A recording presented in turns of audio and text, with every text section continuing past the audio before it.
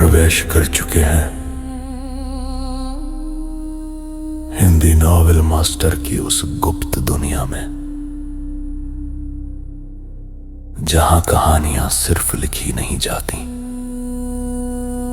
जाग उठती है। यहां हर छाया के पीछे एक रहस्य छिपा है, हर कदम पर एक अनसुनी फुसफुसाहट, और हर कहानी आपको उस अंधेरे दरवाजे तक ले जाती है जिसे खोलने की हिम्मत हर किसी में नहीं होती। डिस्क्लेमर: इस संसार के सभी पात्र, घटनाएं और स्थान कल्पना के धुएं से जन्मे हैं। इनका किसी वास्तविक व्यक्ति, संस्था या घटना से कोई संबंध नहीं है। यदि कोई समानता लगे तो याद रखिए, संयोग भी कभी कभी कहानी का हिस्सा बन जाता है। ये सामग्री केवल मनोरंजन और कल्पनाओं की रहस्यमयी यात्रा के लिए है। अध्याय 751, दिल को छू लेने वाली गर्माहट। मुंबई लौटने के बाद देवांश ठाकुर साधना करने के लिए दोबारा नक्षत्र विला नहीं गया, बल्कि सीधा रॉयल पाम्स एस्टेट स्थित अपने विला वापस चला गया। रॉयल पाम्स एस्टेट के प्रवेश द्वार पर पहुंचकर देवांश ने अंदर जाने की जल्दी नहीं दिखाई, बल्कि बाबा कालभैरव से कहा, महागुरु जलभेदी के मामले की वजह से आप इतनी हड़बड़ी में वापस आए। आप कुछ समय के लिए चेन्नई वापस क्यों नहीं चले जाते? अपनी पत्नी और बच्चों के साथ थोड़ा वक्त बिताए। हालांकि देवांश ने यह बात बहुत ही सलीके से कही थी, लेकिन नैना सिंधिया और बाबा कालभैरव दोनों ही समझ गए कि देवांश उन्हें जाने का रास्ता दिखा रहा है, और वे दोनों ये भी बहुत अच्छी तरह जानते थे कि देवांश ऐसा क्यों कर रहा है। देवांश, तुम जो कर रहे हो, क्या वह थोड़ा बेरहम नहीं है? भले ही देवांश की साधना अब बाबा कालभैरव से कहीं बेहतर थी, फिर भी आदत के अनुसार वे उसे नाम से ही बुलाते थे। मैं आपसे कह रहा हूं कि वापस जाओ और अपनी पत्नी और बच्चों के साथ रहो, और बेरहम मैं हूं। देवांश की आंखों में जैसे आंसू छलक आए। मैं जानता हूं कि तुम मुसीबत में हो, और फिर भी मैं अपनी जान बचाकर निकल जाऊं। क्या यह मुझे एक धोखेबाज और अधर्मी इंसान नहीं बना देगा? तब रणभूमि में मेरे दोस्त मुझे किस नज़र से देखेंगे? और वे कुंवारी लड़कियां और शादीशुदा औरतें जो मुझ पर जान छिड़कती हैं, वे मेरे बारे में क्या सोचेंगी? बाबा कालभैरव ने बड़े रोष के साथ कहा, मानो अगर उनकी बात न मानी गई तो वे वहीं फट पड़ेंगे। जब देवांश और नैना ने उनकी बातें सुनी तो पहला हिस्सा तो ठीक था, लेकिन कुछ ही सेकंड बाद उस शख्स ने अपनी असली फितरत दिखा दी, जिससे वे दोनों हक्के बक्के रह गए। कैसा रहेगा अगर मैं एक ही वार में इसके 2 टुकड़े कर दूं? देवांश ने मुड़कर अपने बगल में खड़ी नैना से पूछा। नैना ने जरा भी संकोच नहीं किया और तुरंत सिर हिलाया। मुझे लगता है ये बहुत अच्छा विचार है। अच्छा विचार? किस बात का अच्छा विचार? अगर मेरे 2 टुकड़े हो गए तो जब तुम बाहर जाओगी तो तुम्हारे माता पिता, पत्नी और बच्चों की रक्षा कौन करेगा? बाबा कालभैरव ने पूरे आत्मविश्वास के साथ कहा। मुख्य बात यह थी कि उन्हें विश्वास ही नहीं था कि देवांश सचमुच उनके 2 टुकड़े करेगा, वरना वह बार बार उनकी जान क्यों बचाता? मैं करूंगी, नैना ने तुरंत जवाब दिया। उसका रवैया बेहद संजीदा था, बिल्कुल भी ऐसा नहीं लग रहा था कि वह चिढ़कर झूठ बोल रही है। तुम तो मुझे बचने का कोई रास्ता ही नहीं दे रही हो। मैंने कम से कम तुम्हारे साथ मुसीबतें साझा की हैं, और तुम मेरे साथ ऐसा बर्ताव कर रही हो एक सीनियर के साथ। बाबा कालभैरव गुस्से में पैर पटकने लगे, फिर भी वे लाचार थे। वे कुछ नहीं कर सकते थे। योद्धाओं की दुनिया में ताकत ही सबसे ऊपर होती है। नैना अब एक परम महागुरु थी, उनकी ताकत पूरी तरह से उन पर हावी थी। वे चाहे कितने भी गुस्से में क्यों न हो, नैना से लड़ने की हिम्मत नहीं कर सकते थे, जब तक कि वे अपनी जान से हाथ न धोना चाहें। नैना के चेहरे के भाव नहीं बदले, लेकिन उनका मन खुशी से झूम रहा था। इन सभी वर्षों में उन्होंने साधना के अलावा कुछ नहीं किया था, न कोई दोस्त था न परिवार। उनका पूरा दिल नफरत के बादलों से घिरा हुआ था, और उन्होंने कभी एक भी खुशहाल दिन नहीं देखा था। जब तक वह देवांश और अन्य लोगों से नहीं मिली, उन्हें एहसास ही नहीं हुआ कि दोस्तों के साथ नोक-झोंक करना कितना मजेदार हो सकता है। खासकर तब जब देवांश अपनी गजब की साधना के बावजूद किसी गुरु जैसा घमंड नहीं दिखाता था। उसका आचरण और भी ज्यादा विनम्र और सादगी भरा था। यदि किसी ने अपनी आंखों से उसकी ताकत का प्रदर्शन न देखा हो, तो शायद किसी को पता भी नहीं चलता कि वह मुंबई का मशहूर गुरु देवांश है। इससे पहले कि वह बाबा कालभैरव को जवाब दे पाती, उन्होंने देवांश को कहते सुना, आपने नर्क द्वार आश्रम की ताकत के बारे में सुना है। यहाँ तक कि वशिष्ठ परिवार, जिनके पास लगभग 2000 साल की विरासत है, वे भी उनका कुछ नहीं बिगाड़ सके। और तो और उनके पीछे वे भयानक मछुआरे भी हैं। आपके घर में बुजुर्ग हैं और बच्चे हैं, आपके लिए यहाँ मेरे साथ जोखिम उठाने की कोई जरूरत नहीं है। साफ कहूँ तो अगर आप सचमुच नर्क द्वार आश्रम के हाथों मारे गए तो मुझे ये भी नहीं पता होगा कि आपका बदला लेने के लिए कहाँ जाऊँ, तो आपकी पत्नी और बच्चों को जवाब देना तो दूर की बात है। यह एक अलग बात थी जब मुझे नर्क द्वार आश्रम के बारे में पता नहीं था, लेकिन अब जब मैं जानता हूँ तो एक भारतीय योद्धा के रूप में मैं उन्हें मनमानी करने की अनुमति नहीं दे सकता। इसलिए भले ही मैं यहाँ आपकी रक्षा न करूँ, मैं फिर भी नर्क द्वार आश्रम की जांच करूँगा। उस स्थिति में अगर आप मेरी सहायता के लिए नहीं होंगे तो मैं और भी जल्दी मारा जा सकता हूँ। उसकी तुलना में यहीं रहना ज़्यादा सुरक्षित है। ए लड़के, क्या तुम्हें लगता है कि मैं तुम्हारे परिवार की रक्षा कर रहा हूँ? मैं तो बस मौत से डरता हूँ। बाबा कालभैरव ने दृढ़ विश्वास के साथ कहा, अपनी जगह छोड़ने से इनकार कर दिया। ये देखकर कि बाबा कालभैरव ने खुद को नीचा दिखाने जैसे हथकंडे भी अपना लिए हैं, देवांश समझ गया कि अब और कुछ कहना बेकार होगा, इसलिए वह चुप हो गया। तभी नैना बोली, देवांश, अगर तुम्हें कोई आपत्ति न हो तो मैं सीनियर कालभैरव के साथ मिलकर तुम्हारे पीछे का मोर्चा संभालना चाहूंगी। उद्धरण चिन्ह ... उद्धरण चिन्ह। देवांश और बाबा कालभैरव दोनों उसकी बातों पर हक्के बक्के रह गए। उन दोनों ने कभी उम्मीद नहीं की थी कि नैना ऐसा कोई अनुरोध करेगी। नहीं, तुम अब एक परम महागुरु हो। क्या तुम्हें पता है कि परम महागुरु का मतलब क्या होता है? इसका मतलब है कि अगर तुम अभी महागुरु जलभेदी को मारने जाओ तो शायद बस एक बार ही काफी होगा। और तुम कह रही हो कि तुम मेरे परिवार की बॉडीगार्ड बनना चाहती हो? देवांश ने पूछा। उसका चेहरा सदमे से भरा था। इससे पहले कि नैना कुछ बोल पाती, उसने आगे कहा, खुद को इतना छोटा मत बनाओ, मैं तुम्हारे जैसी बॉडीगार्ड का खर्चा नहीं उठा सकता। अगर रणभूमि में लोगों को पता चला तो क्या वे मेरी 18 पीढ़ियों को नहीं कोसेंगे? चिंता मत करो, मैं किसी को अपनी मौजूदगी का पता नहीं चलने दूंगी। जो कोई भी जानेगा कि मैं यहाँ तुम्हारे परिवार की रक्षा कर रही हूँ, उसका इरादा निश्चित रूप से बुरा होगा। उस समय मैं उन्हें नर्क भेज दूंगी और स्वाभाविक रूप से किसी को मेरे अस्तित्व का पता नहीं चलेगा, नैना ने स्पष्ट तर्क के साथ कहा। देवांश निशब्द दिख रहा था। तुम समझ नहीं रही हो, बात यह नहीं है कि दूसरों को पता चले या न चले, बात यह है कि मुझे लगता है मैं इसके लायक नहीं हूँ। तुमने मुझे बचाया, मेरे लिए जलभेदी को दबाया, मेरे पिता का बदला लिया और मुझे परम महागुरु बनने में मदद की। इनमें से कोई भी एक काम अकेले ही यह साबित करता है कि तुम इसके लायक हो, नैना ने स्पष्ट रूप से कहा। उद्धरण चिन्ह ... उद्धरण चिन्ह। देवांश और भी निशब्द हो गया। अगर मैं कहूं कि ये सब तो बस संयोग थे और मैंने ये सब तुम्हारी वजह से नहीं किया, तो क्या तुम मेरा विश्वास करोगी? मैं विश्वास करती हूँ, लेकिन मैं फिर भी बेहद आभारी हूँ। नर्क द्वार आश्रम कोई साधारण आश्रम नहीं है, उनके पीछे मछुआरे भी हैं। क्या होगा अगर तुम लड़ाई में मारी गई? मैं तुम्हारे... नैना ने सीधे देवांश को बीच में ही काट दिया। मैं सीनियर कालभैरव से अलग हूँ, मैं इस दुनिया में अकेली हूँ। अगर मैं मर गई तो मर गई, तुम्हें इस बारे में बिल्कुल चिंता करने की जरूरत नहीं है। उद्धरण चिन्ह ... उद्धरण चिन्ह। इस बार देवांश वास्तव में निशब्द था। उसने पहले ही इतना कुछ कह दिया था, अब वह और क्या कह सकता था? वह केवल नम आंखों के साथ सहमत हो सकता था।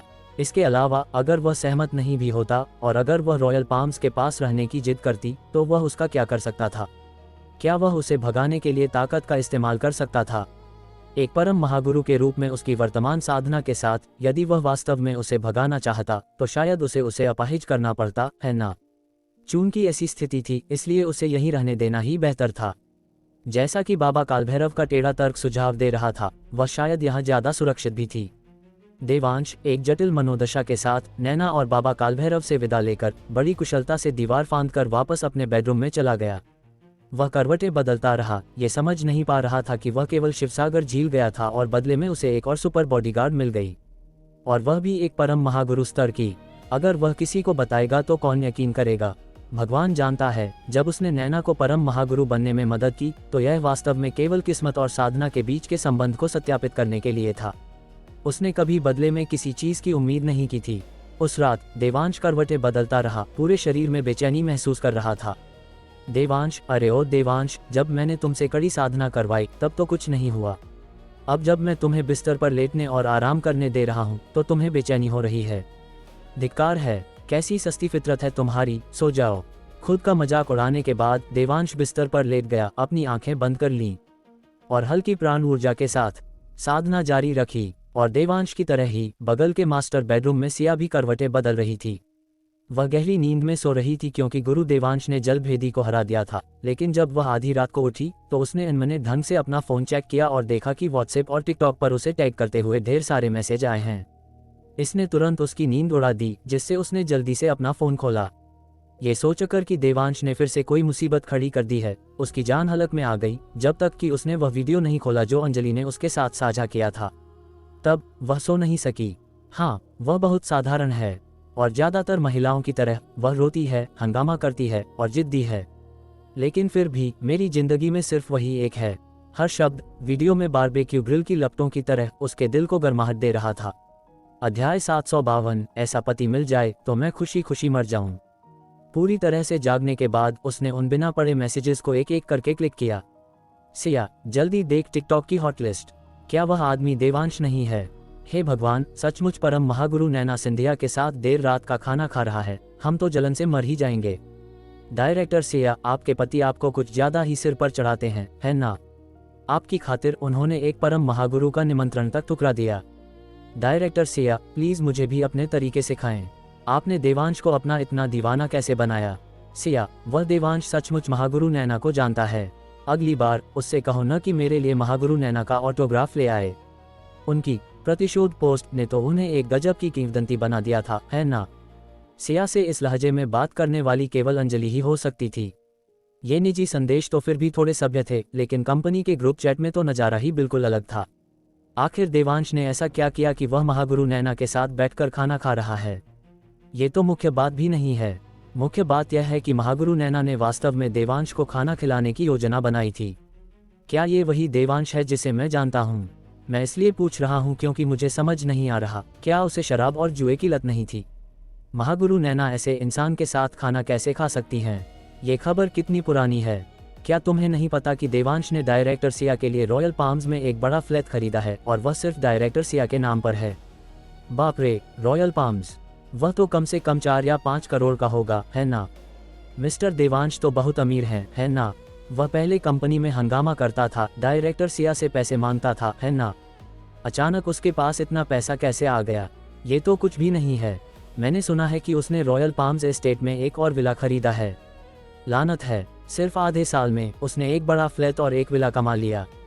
उसने ये कैसे किया? खास बात यह है कि वह इतना अमीर है, फिर भी डायरेक्टर सिया के प्रति इतना समर्पित है, यहाँ तक कि उसने महागुरु नैना के निमंत्रण को सीधे अस्वीकार कर दिया।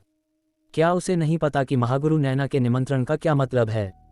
हाँ, हालांकि डायरेक्टर सिया की खूबसूरती गजब की है, लेकिन महागुरु नैना भी कम नहीं है ना? और तो और वह एक परम महागुरु हैं। क्या उसने नहीं कहा उसकी जिंदगी में सिर्फ डायरेक्टर सिया ही है? रुको, मुझे लगता है मैं समझ गया। देवांश वास्तव में बहुत प्रतिभाशाली था, लेकिन ये परखने के लिए कि क्या डायरेक्टर सिया उससे सच्चा प्यार करती हैं, उसने जानबूझकर 2-3 साल तक अपनी बदनामी करवाए। जब उसे यकीन हो गया कि डायरेक्टर सिया उसका साथ निभाएंगी, तो उसने तुरंत अपना असली रूप दिखा दिया। मुझे लगता है कि तुमने बहुत ज्यादा टीवी सीरियल्स देख लिए हैं, है ना? दूसरी तरफ मुझे लगता है कि देवांश पहले सचमुच एक कमीना था, लेकिन अब वह सुधर गया होगा, इसीलिए वह डायरेक्टर सिया के प्रति इतना समर्पित है। चाहे जो भी हो, अब मेरे पास डायरेक्टर सिया के लिए 2 शब्द हैं, वाह भाई। हाँ, अगर मुझे ऐसा पति मिल जाता जो मेरे साथ इतना अच्छा होता, तो मरना भी मंजूर होता। ... ग्रुप में अपने सहकर्मियों के इन शब्दों को देखकर सिया के उत्तेजित मन को काफी देर तक शांति नहीं मिली। वह भी एक औरत थी और उसमें भी थोड़ा अहंकार था।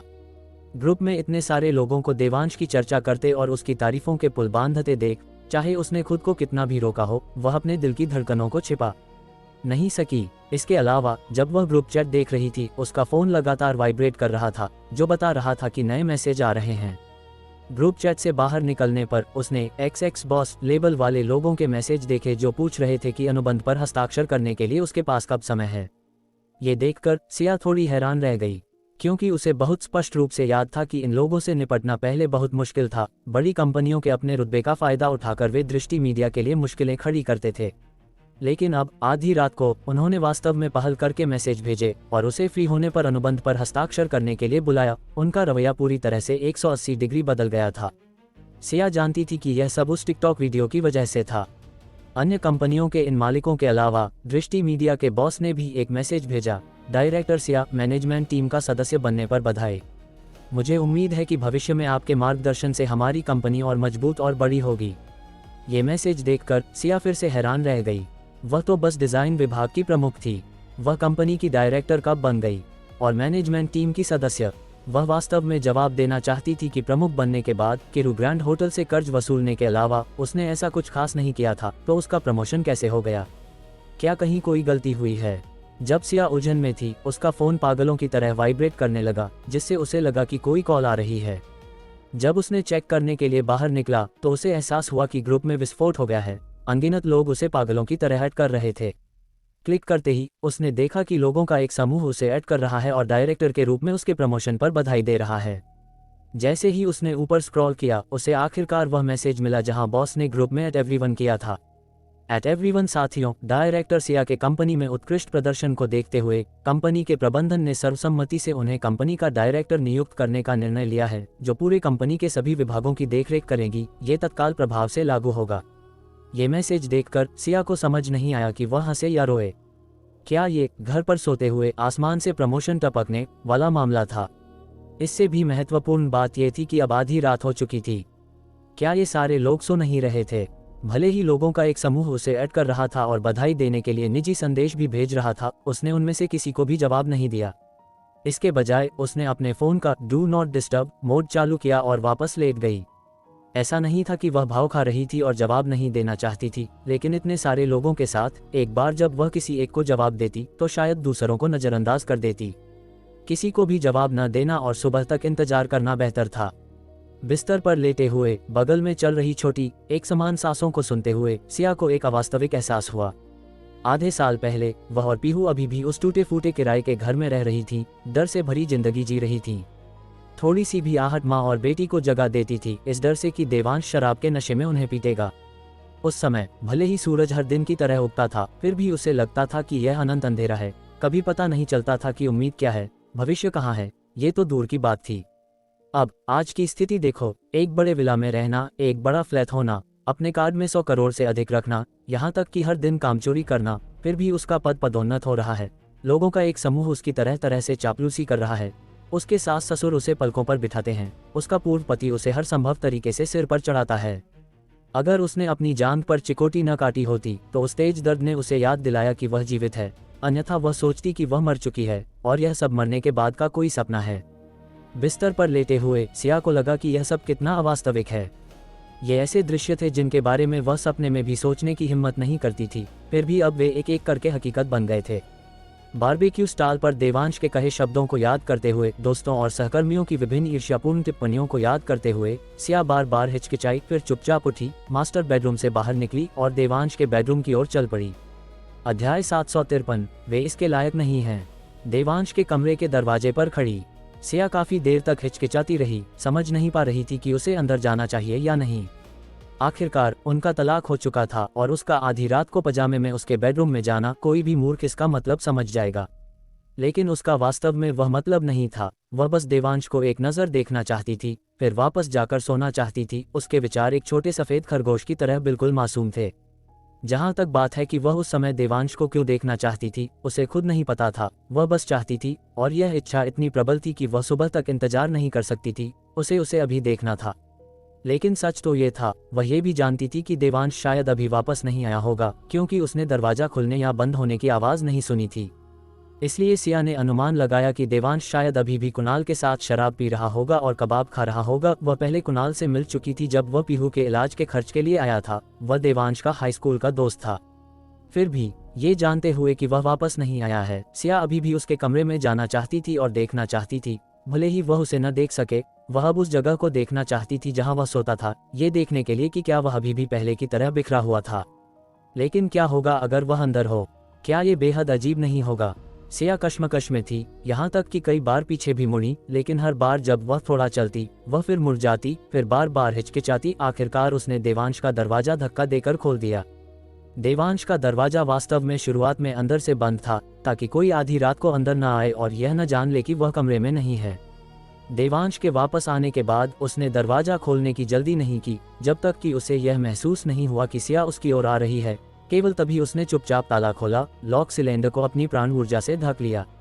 वरना ताला खोलने पर क्लिक की आवाज होती, जो आधी रात के सन्नाटे में बहुत तेज लगती। अगर इससे सिया डरकर भाग जाती तो देवांश निश्चित रूप से खुद को कोसता। सिया द्वारा दरवाजा खोलने के बाद वह दबे पांव बिस्तर के पास गई, देवांश को बिस्तर पर चुपचाप लेटे देखा, स्पष्ट रूप से रुकी, फिर जाने के लिए मुड़ी। लेकिन जब वह दरवाजे पर पहुंची, वह फिर रुक गई। कोई नहीं जानता कि उस समय उसके मन में क्या उथल पुथल चल रही थी, लेकिन वह अंततः गई नहीं। इसके बजाय वह मुड़ी, वापस बिस्तर के पास गई और हल्की चांदनी में बिस्तर पर लेटे उस शख्स को देखा। उसकी आंखें कोमल थीं। उसने कभी भी वास्तव में देवांश को नहीं छोड़ा था, न ही वह उससे आगे बढ़ पाई थी। इसलिए तलाक के बाद भी वह पीहू को हजारों मील दूर नागपुर गांव वापस ले आई, ठीक इसलिए क्योंकि उसे चिंता थी कि देवांश अकेले गांव वालों के ताने सहेगा। देवांश से उसका तलाक पूरी तरह से पीहू की सुरक्षा के लिए था। वे लोग जो आज उनका दरवाजा तोड़ सकते थे और उनके घर में तोड़फोड़ कर सकते थे, कल हत्या भी कर सकते थे। इसलिए चाहे वह देवांश को तलाक देने में कितनी भी अनिच्छुक क्यों न हो, पीहू की खातिर उसने तलाक का समझौता निकाला जिस पर उसने पहले ही हस्ताक्षर कर दिए थे। अब कई महीनों बाद उसने वास्तव में देवांश में बदलाव देखे थे। उसने देवांश से दोबारा शादी करने के बारे में भी सोचा था, लेकिन फिर चिंता हुई कि दोबारा शादी करने के बाद देवांश इसकी कद्र नहीं करेगा और अपने पुराने धर्रे पर लौट आएगा। इसलिए भले ही उसे दर्द होता था, वह उनकी वर्तमान स्थिति में बनी रही, केवल पीहू के लिए एक अधिक प्रेमपूर्ण घर बनाने के लिए। मुझे दोष मत देना, मुझे नहीं पता कि तुम्हारा मौजूदा रूप असली है या दिखावा। अगर ये दिखावा है तो मुझे उम्मीद है कि तुम इसे तब तक बनाए रखोगे जब तक पीहू की जिंदगी अपने अंत तक नहीं पहुंच जाती। सिया बिस्तर के पास खड़ी रही, धीरे से फुसफुसाई, फिर साफ आंसुओं की 2 लकीरों के साथ चुपचाप कमरे से बाहर निकल गई। बंद दरवाजे को देखते हुए देवांश बिस्तर पर लेटा था। उसका दिल भावनाओं का एक मिश्रण था। उसे यकीन नहीं था कि सिया आज रात इतनी अचानक उसे खोजने क्यों आई थी, लेकिन वह किसी और से बेहतर जानता था कि इस दुनिया में सिया से ज्यादा किसी ने नहीं सहा है। भले ही उसके पास अब आम कल्पना से परे भौतिक सुख सुविधाएं थीं, लेकिन यह उसके दिल के घावों को भरने के लिए काफी नहीं था। और इनमें से ज्यादातर घाव उस वजह से थे जो उसने पिछले 2-3 सालों में उसे दिए थे। दूसरा हिस्सा पीहू की लाइलाज बीमारी थी। उसके मन की उथल पुथल को सुझाने का एकमात्र तरीका पीहू को ठीक करना था। जहां तक दोबारा शादी करने की बात है, देवांश की पिछली योजना मुंबई लौटने के बाद सिया से इसका जिक्र करने की थी। आखिरकार उसे बहुत भरोसा था कि नर्क द्वार आश्रम के लोग अब उसके स्वभाव को डिगा नहीं सकते और वह उसकी और उनकी बेटी की पूरी रक्षा कर सकता है। लेकिन अब देवांश ऐसा नहीं सोचता था, क्योंकि वह जानता था कि नर्क द्वार आश्रम के पीछे मछुआरे भी थे। अगर नर्क द्वार आश्रम और मछुआरों को पूरी तरह से खत्म नहीं किया गया तो भगवान जाने वे अचानक फिर से किस तरह की मुसीबत खड़ी कर दें। वह पहले सिर्फ एक सड़ा हुआ जुआरी और शराबी था, उसकी विनाशकारी शक्ति सीमित थी, लेकिन अब उसके पास दक्ष स्तर के 11वें चरण की साधना थी। अगर उसका स्वभाव वास्तव में बदल गया तो देवांश खुद उस तबाही की कल्पना करने की हिम्मत नहीं कर सकता था जो वह पैदा कर सकता था। इसलिए दोबारा शादी न करना ही बेहतर था, ताकि उन्हें इसमें न घसीटा जाए। नर्क द्वार आश्रम, मछुआरों, मुझे उम्मीद है कि तुम्हें अपने किए पर पछतावा नहीं होगा।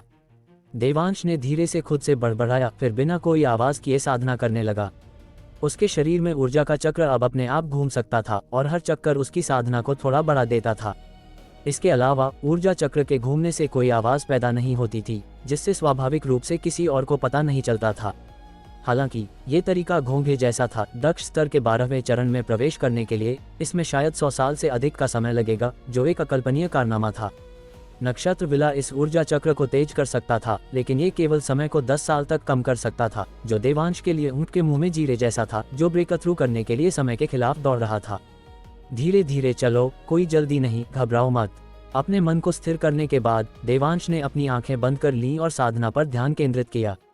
दूसरी तरफ देवांश के कमरे से निकलने के बाद सिया अपने कमरे में लौट आए। पीहू को गहरी नींद में सोता देख उसने पहले अपना चेहरा धोया, अपने आंसू पोंछे, फिर बिस्तर पर चली गई। उस रात उसने एक सपना देखा। अपने सपने में उसने देखा कि देवांश गुरु देवांश से एक जादुई गोली लेकर आया, जिससे पीहू की लाइलाज बीमारी ठीक हो गई। उसने खुद को शादी के जोड़े में भी देखा, जो सबकी नजरों के बीच धीरे धीरे ऊंचे मंच पर देवांश की ओर बढ़ रही थी। मुंबई के एक विला में एक कमरे के फर्श पर पुरुषों और महिलाओं के कपड़े बिखरे पड़े थे। हवा में कामुकता की तेज गंध थी, पूरी तरह से अयाशी का माहौल। कबीर सेठी को धूम्रपान करना पसंद नहीं था, लेकिन आज सब कुछ हो जाने के बाद उसने आदत के विपरीत एक सिगरेट जलाई। बिस्तर के किनारे नंगा बैठा था, अपने शरीर के ठंडा होने का इंतजार कर रहा था। बिस्तर पर लेटी महिला को उसने बुरी तरह नोच डाला था और वह इससे बहुत संतुष्ट था। उस छोटी नीली गोली का असर शिवसागर झील परियोजना के हाथ से जाने के बाद सेठी परिवार को अब पूरी तरह से दिवालिया कहा जा सकता था। ये छोटी नीली गोली वह महिला लाई थी और उसने इसके पैसे भी नहीं लिए। कोई नहीं जानता था कि वह वास्तव में क्या चाहती थी। शायद यह उम्मीद कर रही थी कि कबीर सेठी भविष्य में टिकटॉक पर उसे वर्चुअल रॉकेट भेजता रहेगा। कबीर सेठी ने अपना फोन निकाला, समय बिताने के लिए टिकटॉक खोलना चाहता था, लेकिन तभी उसने यश और उसके ग्रुप द्वारा भेजे गए निजी संदेश देखे जिनसे उसने उस दोपहर को संबंध तोड़ लिए थे। लानत है, तुम रीढ़हीन कमीनो। तुमने कहा था कि हम अपने अपने रास्ते जाएंगे, लेकिन तुम अभी भी मुझसे संपर्क कर रहे हो। कबीर सेठी ने निजी संदेश खोलते हुए मन ही मन गाली दी। फिर यश द्वारा भेजा गया एक वीडियो देखा, जिसके साथ वीडियो के नीचे एक संदेश था, क्या उस आदमी की पीठ देवांश जैसी नहीं लगती? दूसरा कुणाल जैसा लग रहा है। जैसे ही उसने देवांश नाम देखा, कबीर सेठी इतना उत्तेजित हो गया मानो उसे कोई इंजेक्शन लगा दिया गया हो। तुरंत देखने के लिए वीडियो पर क्लिक किया। हालांकि जैसे ही वीडियो शुरू हुआ, वह उसमें दिख रही महिला पर मोहित हो गया। खूबसूरत, वह गजब की खूबसूरत थी। उसने अपनी जिंदगी में इतनी खूबसूरत औरत कभी नहीं देखी थी। अगर मैं अपनी जिंदगी में इस औरत के साथ सो सकूं, तो मैं बिना किसी मलाल के मर जाऊंगा। कबीर सेठी ने अपने मन में गुप्त रूप से आह भरी, लेकिन जैसे ही उसने ये कहा, उसकी पीठ पर ठंडा पसीना आ गया, क्योंकि उसने जल्दी ही पहचान लिया कि वह महिला कौन थी। महागुरु नैना सिंधिया। वह मुंबई में कैसे दिखाई दे सकती हैं, और इतने सस्ते बारबेक्यू स्टॉल पर? क्या ये कोई हमशक्ल हो सकती है जो जानबूझकर लोकप्रियता हासिल करने की कोशिश कर रही है? इस संदेह के साथ उसने देखना जारी रखा। फिर उसने कैमरे की ओर पीठ किए हुए व्यक्ति को बोलते सुना। उसे मानना पड़ा, आवाज़ बिल्कुल देवांश जैसी थी। भले ही वह महिला नैना सिंधिया हो या ना हो, कबीर सेठी केवल ये जानना चाहता था, देवांश को इतनी खूबसूरत महिला के साथ बारबेक्यू खाने का क्या अधिकार था, और वास्तव में साथ खाने के लिए आमंत्रित किया जाना, इससे भी अधिक अपमानजनक। उस कमीने देवांश ने वास्तव में मना कर दिया। तुम बस औरतों के टुकड़ों पर पलने वाले एक सुंदर छोकरे हो, तुम्हें उस गजब की औरत को मना करने का क्या अधिकार है? ये देखकर कबीर सेठी इतना गुस्से में था कि उसने लगभग अपना फोन तोड़ ही दिया। खासकर जब उसने उनके पास बैठे आदमी को स्पष्ट रूप से पुष्टि करते सुना कि वह महिला नैना सिंधिया थी। कबीर सेठी को लगा कि उसका विश्वास टूटने वाला है। वह चुना हुआ व्यक्ति था। उसके जैसे शानदार व्यक्ति को नैना सिंधिया के साथ खाना चाहिए था, न कि उस बदबूदार हारे हुए इंसान को जो केवल औरतों के सहारे जीता है। वह दिवालिया क्यों था जबकि देवांश नैना सिंधिया के साथ हंसी मजाक कर सकता था? यह असंभव है, ये बिल्कुल असंभव है। वह आदमी निश्चित रूप से देवांश नहीं है। नहीं, भले ही वह देवांश हो, उसके सामने वाली महिला निश्चित रूप से नैना सिंधिया नहीं है। कबीर सेठी ने अपनी आखिरी जिद पकड़े रखी और फोन पकड़े उसके हाथ की नसें फूल गईं, जो स्पष्ट रूप से संकेत दे रही थी कि वह अपने टूटने की कगार पर है। हालांकि वीडियो देखने के बाद और टिकटॉक होम पेज की सिफारिशों पर स्विच करने के बाद उसने जल्दी से संबंधित वीडियो स्क्रॉल किए, जो सभी अलग अलग कोनों से फिल्माए गए थे, जिसमें वह दृश्य भी शामिल था जहां नैना सिंधिया ने गुंडों को नदी में फेंक दिया था। इन वीडियो को देखने के बाद कबीर सेठी पूरी तरह से निराश हो गया, क्योंकि यह साबित करने के लिए काफी था कि वह महिला महागुरु नैना सिंधिया थी। मेज के पास खाली सीट पर नजर डालते हुए कबीर सेठी को गहरा पछतावा महसूस होने से नहीं रहा। अगर उसने उस समय उससे दोस्ती कर ली होती, तो शायद वह अब उस मेज पर बैठा होता। अपनी मौजूदा दयनीय स्थिति के बारे में सोचकर और फिर देवांश की फलती फूलती और विजयी पीठ को देखकर कबीर सेठी इसे बर्दाश्त नहीं कर सका और सीधे ताजे खून की उल्टी कर दी, जिससे बेदाग सफेद बिस्तर लाल हो गया। उस रात कबीर सेठी इतना गुस्से में था कि उसने खून की उल्टी कर दी, जबकि आर्यन मल्होत्रा, यश और अन्य लोग जो उसके करीबी थे, उन्होंने अपने घरों में जो कुछ भी तोड़ सकते थे तोड़ दिया। वे अपनी खुद की विफलता स्वीकार कर सकते थे, लेकिन वे देवांश की सफलता को बिल्कुल स्वीकार नहीं कर सकते थे, क्योंकि इससे उन्हें केवल यह महसूस होता था कि देवांश उनका बुरी तरह मजाक उड़ा रहा है, उनके जख्मों पर नमक छिड़क रहा है। लेकिन जो वे नहीं जानते थे वह ये था कि देवांश ने उन्हें कभी प्रतिद्वंद्वी माना ही नहीं था, क्योंकि वे इसके लायक ही नहीं थे। अध्याय 754। दुनिया में 30,000 महान मार्ग हैं, लेकिन अमरता की खोज के बिना सब व्यर्थ है। अभी अंधेरा ही था जब देवांश ने साधना रोक दी और नाश्ता खरीदने के लिए बाहर गया। जब वह वापस आया तो परिवार सोफे पर बैठा था, दीपिका के चारों ओर इकट्ठा होकर उसके फोन को घूर रहा था। देवांश को नहीं पता था कि कल बारबेक्यू स्टॉल पर उसकी बातें इंटरनेट पर अपलोड हो गई हैं, इसलिए उसने उत्सुकता से झुककर हंसते हुए पूछा, तुम सब क्या देख रहे हो?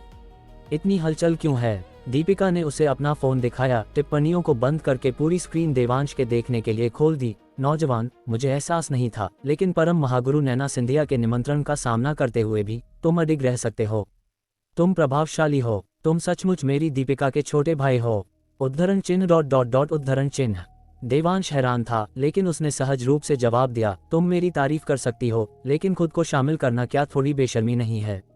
जैसे ही वह बोला, उसने फ़ोन ले लिया और तब उसे एहसास हुआ कि कल रात उसके और कुणाल के बारबेक्यू खाने का एक वीडियो फिल्माया गया था और ऑनलाइन पोस्ट किया गया था। वीडियो देखने पर देवांश तुरंत समझ गया कि सिया कल रात आधी रात को उसके कमरे में क्यों भागी थी और उससे इतनी अजीब बातें क्यों कही थीं। पता चला उसने भी वीडियो देखा था और उससे प्रभावित हुई थी, इसीलिए वह उसके कमरे में गई और इतना असामान्य व्यवहार किया। वीडियो स्पष्ट रूप से एडिट किया गया था। वह हिस्सा जहां नैना ने गुंडों के समूह को नदी में फेंका था जानबूझकर काट दिया गया था। ये स्पष्ट था कि जिस व्यक्ति ने वीडियो पोस्ट किया था वह नैना के लिए मुसीबत खड़ी नहीं करना चाहता था। देवांश ने स्क्रीन के दाईं ओर के आंकड़ों पर नजर डाली और यहाँ तक कि वह भी आश्चर्यचकित हुए बिना नहीं रह सका। 1 करोड़ से अधिक लाइक्स। क्या ये डेटा नकली है? ये पता होना चाहिए कि देर रात का नाश्ता कल रात खाया गया था और भले ही वीडियो जल्दी अपलोड किया गया हो, इसे कल रात के शुरुआती घंटों में पोस्ट किया गया था। केवल कुछ घंटों में इसने 1 करोड़ से अधिक लाइक्स बटोरे, जिससे ये संदेह करना मुश्किल नहीं है कि यह नकली है। टिप्पणियों को देखें तो वे पहले ही 10 लाख को पार कर चुकी थी और शेयर कई लाख थे। ये भयानक डेटा तब से भी अधिक आश्चर्यजनक था जब सुपरस्टार आर्यन पहली बार टिकटॉक पर शामिल हुआ था। नकली क्या है? यह आधिकारिक डेटा है, यह नकली कैसे हो सकता है? दीपिका ने बेसब्री से फोन वापस छीन लिया, देवांश को गुस्से से घूरते हुए।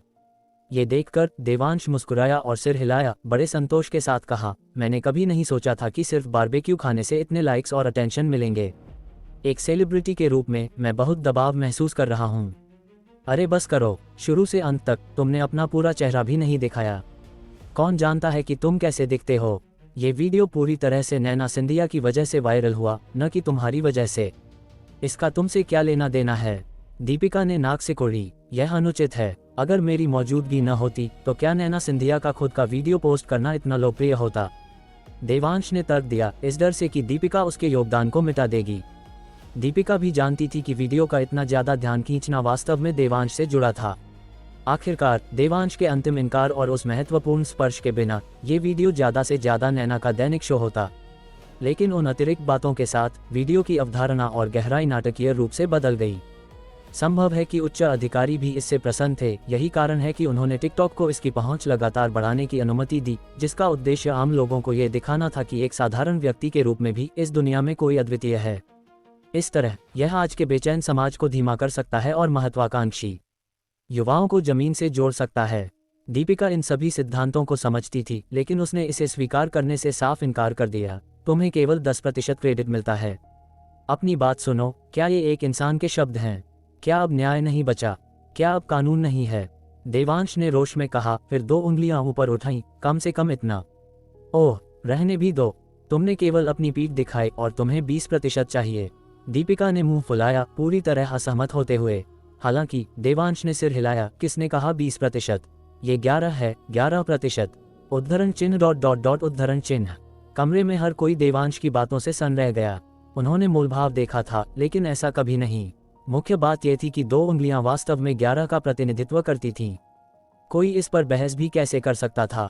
दीपिका ने इसे लंबे समय तक रोके रखा, लगभग अंदरूनी चोट लगने ही वाली थी, इससे पहले कि वह आखिरकार सिया के चलो पहले नाश्ता कर लेते हैं के समयोचित हस्तक्षेप से पुनर्जीवित हुई। उसी समय रॉयल पाम्स एस्टेट के बाहर एक शानदार बिजनेस कार में नैना सिंधिया ने बाबा कालभैरव को हैरान भरी नजरों से देखा और पूछने से खुद को नहीं रोक सकी, क्या वह हमेशा घर पर इतना ऐसा ही रहता है? एक जोकर बाबा कालभैरव के मुंह से निकल गया जब नैना को काफी देर तक कोई उपयुक्त विशेषण नहीं मिला। नैना ने यह सुनकर तुरंत सिर हिलाया, हाँ, मेरा यही मतलब है। क्या वह एक प्रतिष्ठित परम महागुरु नहीं है? उसकी साधना तो तेजस वशिष्ठ जैसे ईश्वर स्तर के विशेषज्ञ से भी मुकाबला कर सकती है। वह घर पर अपनी छवि को लेकर इतना बेपरवाह कैसे हो सकता है? बाबा कालभैरव हंसे, यह क्या है? क्या तुमने उसे दीपिका द्वारा दावत ए बकरे की तरह बेंच से बांधकर करते हुए देखा है? क्या कहा तुमने? एक दावत ए बकरा। नैना को लगा कि उसका विश्व दृष्टिकोण बिखर रहा है। उसके पिता एक महागुरु थे और उनके करीबी दोस्तों में कई महान गुरु और महागुरु थे, लेकिन हर बार जब वह उन्हें देखती थी तो वे हमेशा गरिमा में और अलग थलग रहते थे, जिससे लोग भयभीत महसूस करते थे। यहाँ तक कि उसके पिता पृथ्वीराज सिंधिया हमेशा गंभीर रहते थे और कभी मुस्कुराते नहीं थे, केवल अपने जीवन के अंतिम क्षण में ही उसे अपना सबसे कोमल पक्ष दिखाया था। वह देवांश जैसा बिल्कुल नहीं था, जो घर पर कोई दिखावा नहीं करता था, यहाँ तक कि अपने परिवार को खुश करने के लिए खुद को बेवकूफ़ बनाने के लिए भी तैयार रहता था। नैना के लिए ये तो बस अनसुना था। बाबा कालभैरव ने सिर हिलाया। मैं उससे पूछता था कि उसमें कोई घमंड क्यों नहीं है। क्या तुम्हें पता है उसने मुझे क्या कहा? नैना ने सिर हिलाया और जल्दी से पूछा, उसने क्या कहा?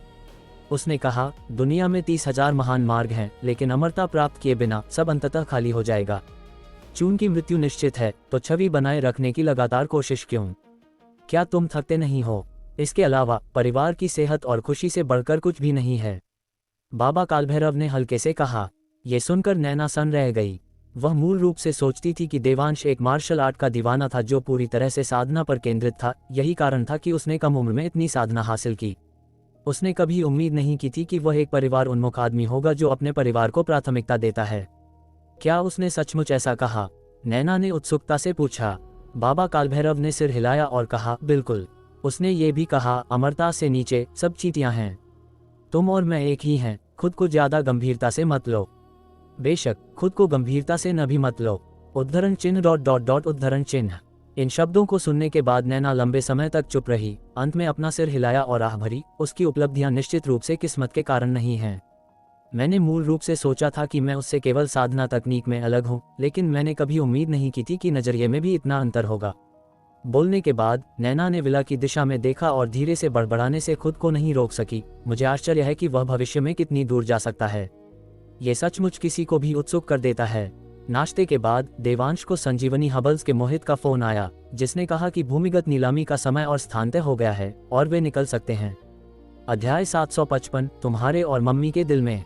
संजीवनी हबल्स के मोहित से भूमिगत नीलामी के विशिष्ट समय और स्थान का पता चलने के बाद देवांश ने कोई नखरा नहीं किया। इसके बजाय ये पता लगाने के बाद कि अपने परिवार को कैसे समझाना है, उसने बस उन्हें बताया कि वह कुछ दिनों के लिए बिजनेस ट्रिप पर बाहर जा रहा है। ये कहने के बाद देवांश ने अपने परिवार के सवालों की बौछार का इंतजार किया, जैसे कि क्या वह फिर से अय्याशी करने जा रहा है या जुआ खेलने और पीने जा रहा है। क्योंकि नए साल के दौरान बुजुर्ग दंपति बलवंत ठाकुर अभी भी उसके बाहर जाने को लेकर काफी चिंतित थे, इस डर से कि वह और मुसीबत खड़ी कर देगा। हालांकि इस बार जब उसने कहा कि वह बिजनेस ट्रिप पर जा रहा है, तो वह काफी देर तक सोफे पर बैठा इंतजार करता रहा, लेकिन उसे अपने परिवार से कोई सवाल नहीं मिला, मानो उन्हें परवाह ही नहीं थी कि वह बिजनेस ट्रिप पर जाए या नहीं। अंत में उसने केवल सिया को धीरे से पूछते सुना, तुम कब जा रहे हो? देवांश ने अपना फोन पकड़ा, उड़ानों की जांच करने का नाटक करते हुए और सबसे उपयुक्त चुनने के बाद कहा, 1 बजे की फ्लाइट नासिक के तंत्र घाटी के लिए। मैंने तुमसे यह नहीं पूछा कि तुम कहाँ जा रहे हो, तुम्हें मुझे विशेष रूप से बताने की जरूरत नहीं है, सिया ने धीमे स्वर में कहा, फिर उठी और ऊपर चली गई। देवांश ने सिया की जाती हुई पीठ को देखा, थोड़ा भ्रमित महसूस कर रहा था। क्या उसने उसे फिर से नाराज कर दिया है? उसने खाली नजरों से चारों ओर देखा, उनसे पूछना चाहता था कि क्या हो रहा है, लेकिन किसी ने उस पर कोई ध्यान नहीं दिया। अंत में पीहू ने एक मासूम नजर के साथ दौड़कर सन्नाटा तोड़ा। डैडी, जब आप अपनी बिजनेस ट्रिप से वापस आएंगे तो क्या आप पीहू के लिए गिफ्ट लाएंगे? बिल्कुल। देवांश प्यार से भरकर पीहू को उठाया और उसे अपनी गोद में बैठा लिया, पूछते हुए, क्या पीहू को कोई खास गिफ्ट चाहिए? पीहू ने एक पल के लिए बहुत गंभीरता से सोचा, फिर अपना सिर हिलाया, नहीं, जब तक ये कुछ ऐसा है जो डैडी ने खरीदा है, पीहू को पसंद आएगा। ठीक है, फिर डैडी पीहू को एक सरप्राइज देंगे। देवांश ने भी पीहू के लहजे की नकल की, उसके साथ बातचीत करते हुए। डैडी, पक्का वाला प्रॉमिस? पक्का वादा 100 साल तक कभी नहीं टूटेगा। अपने डैडी का आश्वासन मिलने के बाद पीहू खुशी खुशी अपनी दादी को दिखाने के लिए भाग गई। पीहू की खुशमिजाज आकृति को देखकर देवांश को गहरी भावना महसूस हुई। 3 महीने से अधिक पहले पीहू खिलौनों से दूर रहती थी, इस डर से कि उनके लिए अपनी पसंद दिखाने से उसके डैडी की मार पड़ेगी। लेकिन अब वह न केवल खिलौनों से नहीं डरती, बल्कि सक्रिय रूप से देवांश से उनके लिए पूछती भी है।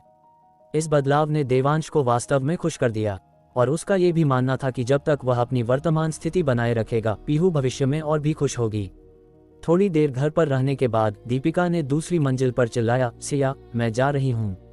क्या तुम्हें लिफ्ट चाहिए? इससे पहले कि सिया जवाब दे पाती, देवांश ने पहले ही छेड़ते हुए कहा, ओह, रहने भी दो, अपनी ड्राइविंग स्किल के साथ तुम उसे तब भी लेट कर दोगी जब वह नहीं होती। अगर तुम ठीक से बात नहीं कर सकते तो अपना मुंह बंद रखो। क्या तुम्हें फिर से मार खाने की खुजली हो रही है? दीपिका ने उसे घूरा, जिससे देवांश डरकर जल्दी से खुद को बचाने के लिए सोफे का कुशन पकड़ लिया, मानो वह कुशन उसे दीपिका से बचा सकता हो। इस पल सिया एक सूटकेस लेकर मास्टर बेडरूम से बाहर निकली। चूंकि देवांश ने सिया को लिफ्ट में घुसते देखा था, इसलिए वह इसे ले जाने में मदद करने के लिए ऊपर नहीं गया, बल्कि लिफ्ट के प्रवेश द्वार पर इंतजार करने लगा। जब लिफ्ट खुली तो देवांश ने सक्रिय रूप से सूटकेस लिया और भ्रम में पूछा, ये मैंने तुम्हारे लिए कुछ कपड़े रखे हैं, याद से उन्हें खुद बदल लेना, सिया ने धीरे से कहा। अगर ट्रिप लंबी हो तो होटल की लॉन्ड्री में खुद धो लेना। अगर यह केवल कुछ दिनों की है तो धोने के लिए वापस ले आना। सिया की बातें सुनकर देवांश इतना भावुक हो गया कि उसे समझ नहीं आया कि क्या करे। उसने मूल रूप से सोचा था कि सिया ऊपर गई क्योंकि वह नाराज थी, लेकिन उसने उम्मीद नहीं की थी कि वह वास्तव में उसके कपड़े पैक कर रही थी। इस भारी अंतर ने देवांश को एक पल के लिए इसे स्वीकार करने में कुछ असमर्थ बना दिया, इतना कि अविश्वसनीय रूप से उत्साहित होकर उसने इस बात की परवाह किए बिना कि सिया नाराज होगी, सीधे अपनी बाहें फैला दी और सिया को अपने गले लगा लिया। शुक्रिया, तुम्हारे साथ मैं इस दुनिया का सबसे खुशकिस्मत आदमी हूँ, देवांश ने सिया के कान में कोमलता से फुसफुसाया।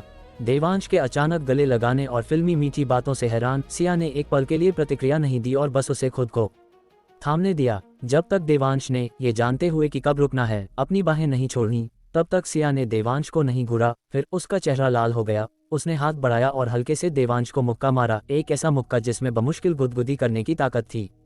उफ उफ, मुझे सोफे से ही प्यार की बदबू आ रही है। क्या तुम दोनों मेरे जाने के बाद रोमांस नहीं कर सकते? दीपिका ने तुरंत हंसते हुए कहा। तो तुम जल्दी क्यों नहीं जाती? देवांश ने पलटवार किया। मैं तुम्हारी बीवी का इंतजार कर रही हूँ, क्या पता उसे मेरे साथ लिफ्ट चाहिए हो, दीपिका ने जवाब दिया। दीदी, मैं आज कंपनी नहीं जा रही, सिया ने जल्दी से जवाब दिया। कंपनी नहीं जा रही? तुम्हारी कंपनी कैसी है, इतनी सुस्त? क्या तुम्हारे पास स्टाफ की कमी है? दीपिका ने हंसते हुए पूछा। सिया ने समझाया, मुझे अभी एक नोटिस मिला है कि मुझे कंपनी डायरेक्टर के रूप में पदोन्नत किया गया है। वे कहते हैं कि मैं सभी विभागों की देखरेख करूंगी, लेकिन यह वास्तव में एक आराम वाला पद है। इससे कोई फर्क नहीं पड़ता कि मैं कंपनी जाती हूँ या नहीं। डायरेक्टर, क्या ये तुम्हें कंपनी में तीसरे नंबर का कमान अधिकारी नहीं बनाता? दीपिका ने कहा, उसकी आंखें लगभग चमक रही थीं। मुझे ऐसा ही लगता है, सिया ने कहा। ये सुनकर वह, जो नौकरी के खिताबों के प्रति विशेष रूप से संवेदनशील नहीं थी, केवल तभी महसूस किया कि कंपनी में उसकी वर्तमान स्थिति कितनी ऊंची थी, इस हद तक कि उसे शायद ही इस पर विश्वास हो रहा था। उसे मूल रूप से इस पद के बारे में ज्यादा कुछ महसूस नहीं हुआ, लेकिन जब तक उसने मिस्टर और मिसेज ठाकुर की खुशी और गर्व भरी नजरों को नहीं देखा कि उसी पल, उसे नहीं पता था क्यों, लेकिन उसे अचानक गर्व महसूस हुआ। हे भगवान, क्या तुम्हें सेक्रेटरी की जरूरत है? कैसा रहेगा अगर मैं तुम्हारी सेक्रेटरी बन जाऊं? मेरी मांगे ज्यादा नहीं है, बस मुझे महीने के 1 या 2 लाख दे देना, दीपिका ने उम्मीद भरी नजरों से पूछा। इससे पहले कि सिया कुछ बोल पाती, लक्ष्मी ने अपनी चप्पल उतारी और सीधे दीपिका पर फेंक दी। हमेशा दिन में सपने देखती रहती है, तुम काम पर जाने के लिए जल्दी क्यों नहीं करती? माँ, यहाँ एक अच्छा खासा कनेक्शन है, उसका इस्तेमाल क्यों न करूँ? दीपिका चप्पल से बच गई, पूरी तरह से बेपरवाह। बकवास बंद करो, जल्दी करो और काम पर जाओ। सिया ने अभी अपना नया पद शुरू किया है, उसे नीचे खींचने की हिम्मत मत करना। बलवंत ठाकुर भी बोले। हालांकि उन्होंने चप्पल नहीं फेंकी, लेकिन उनके शब्द स्पष्ट रूप से लक्ष्मी से अधिक प्रभावी थे। उन्हें सुनने के बाद दीपिका ने तुरंत सिया को नौकरी के लिए परेशान करना बंद कर दिया और इसके बजाय सिया को थम्स अप दिया। सिया, ये बहुत बढ़िया है, दीदी को तुम पर गर्व है।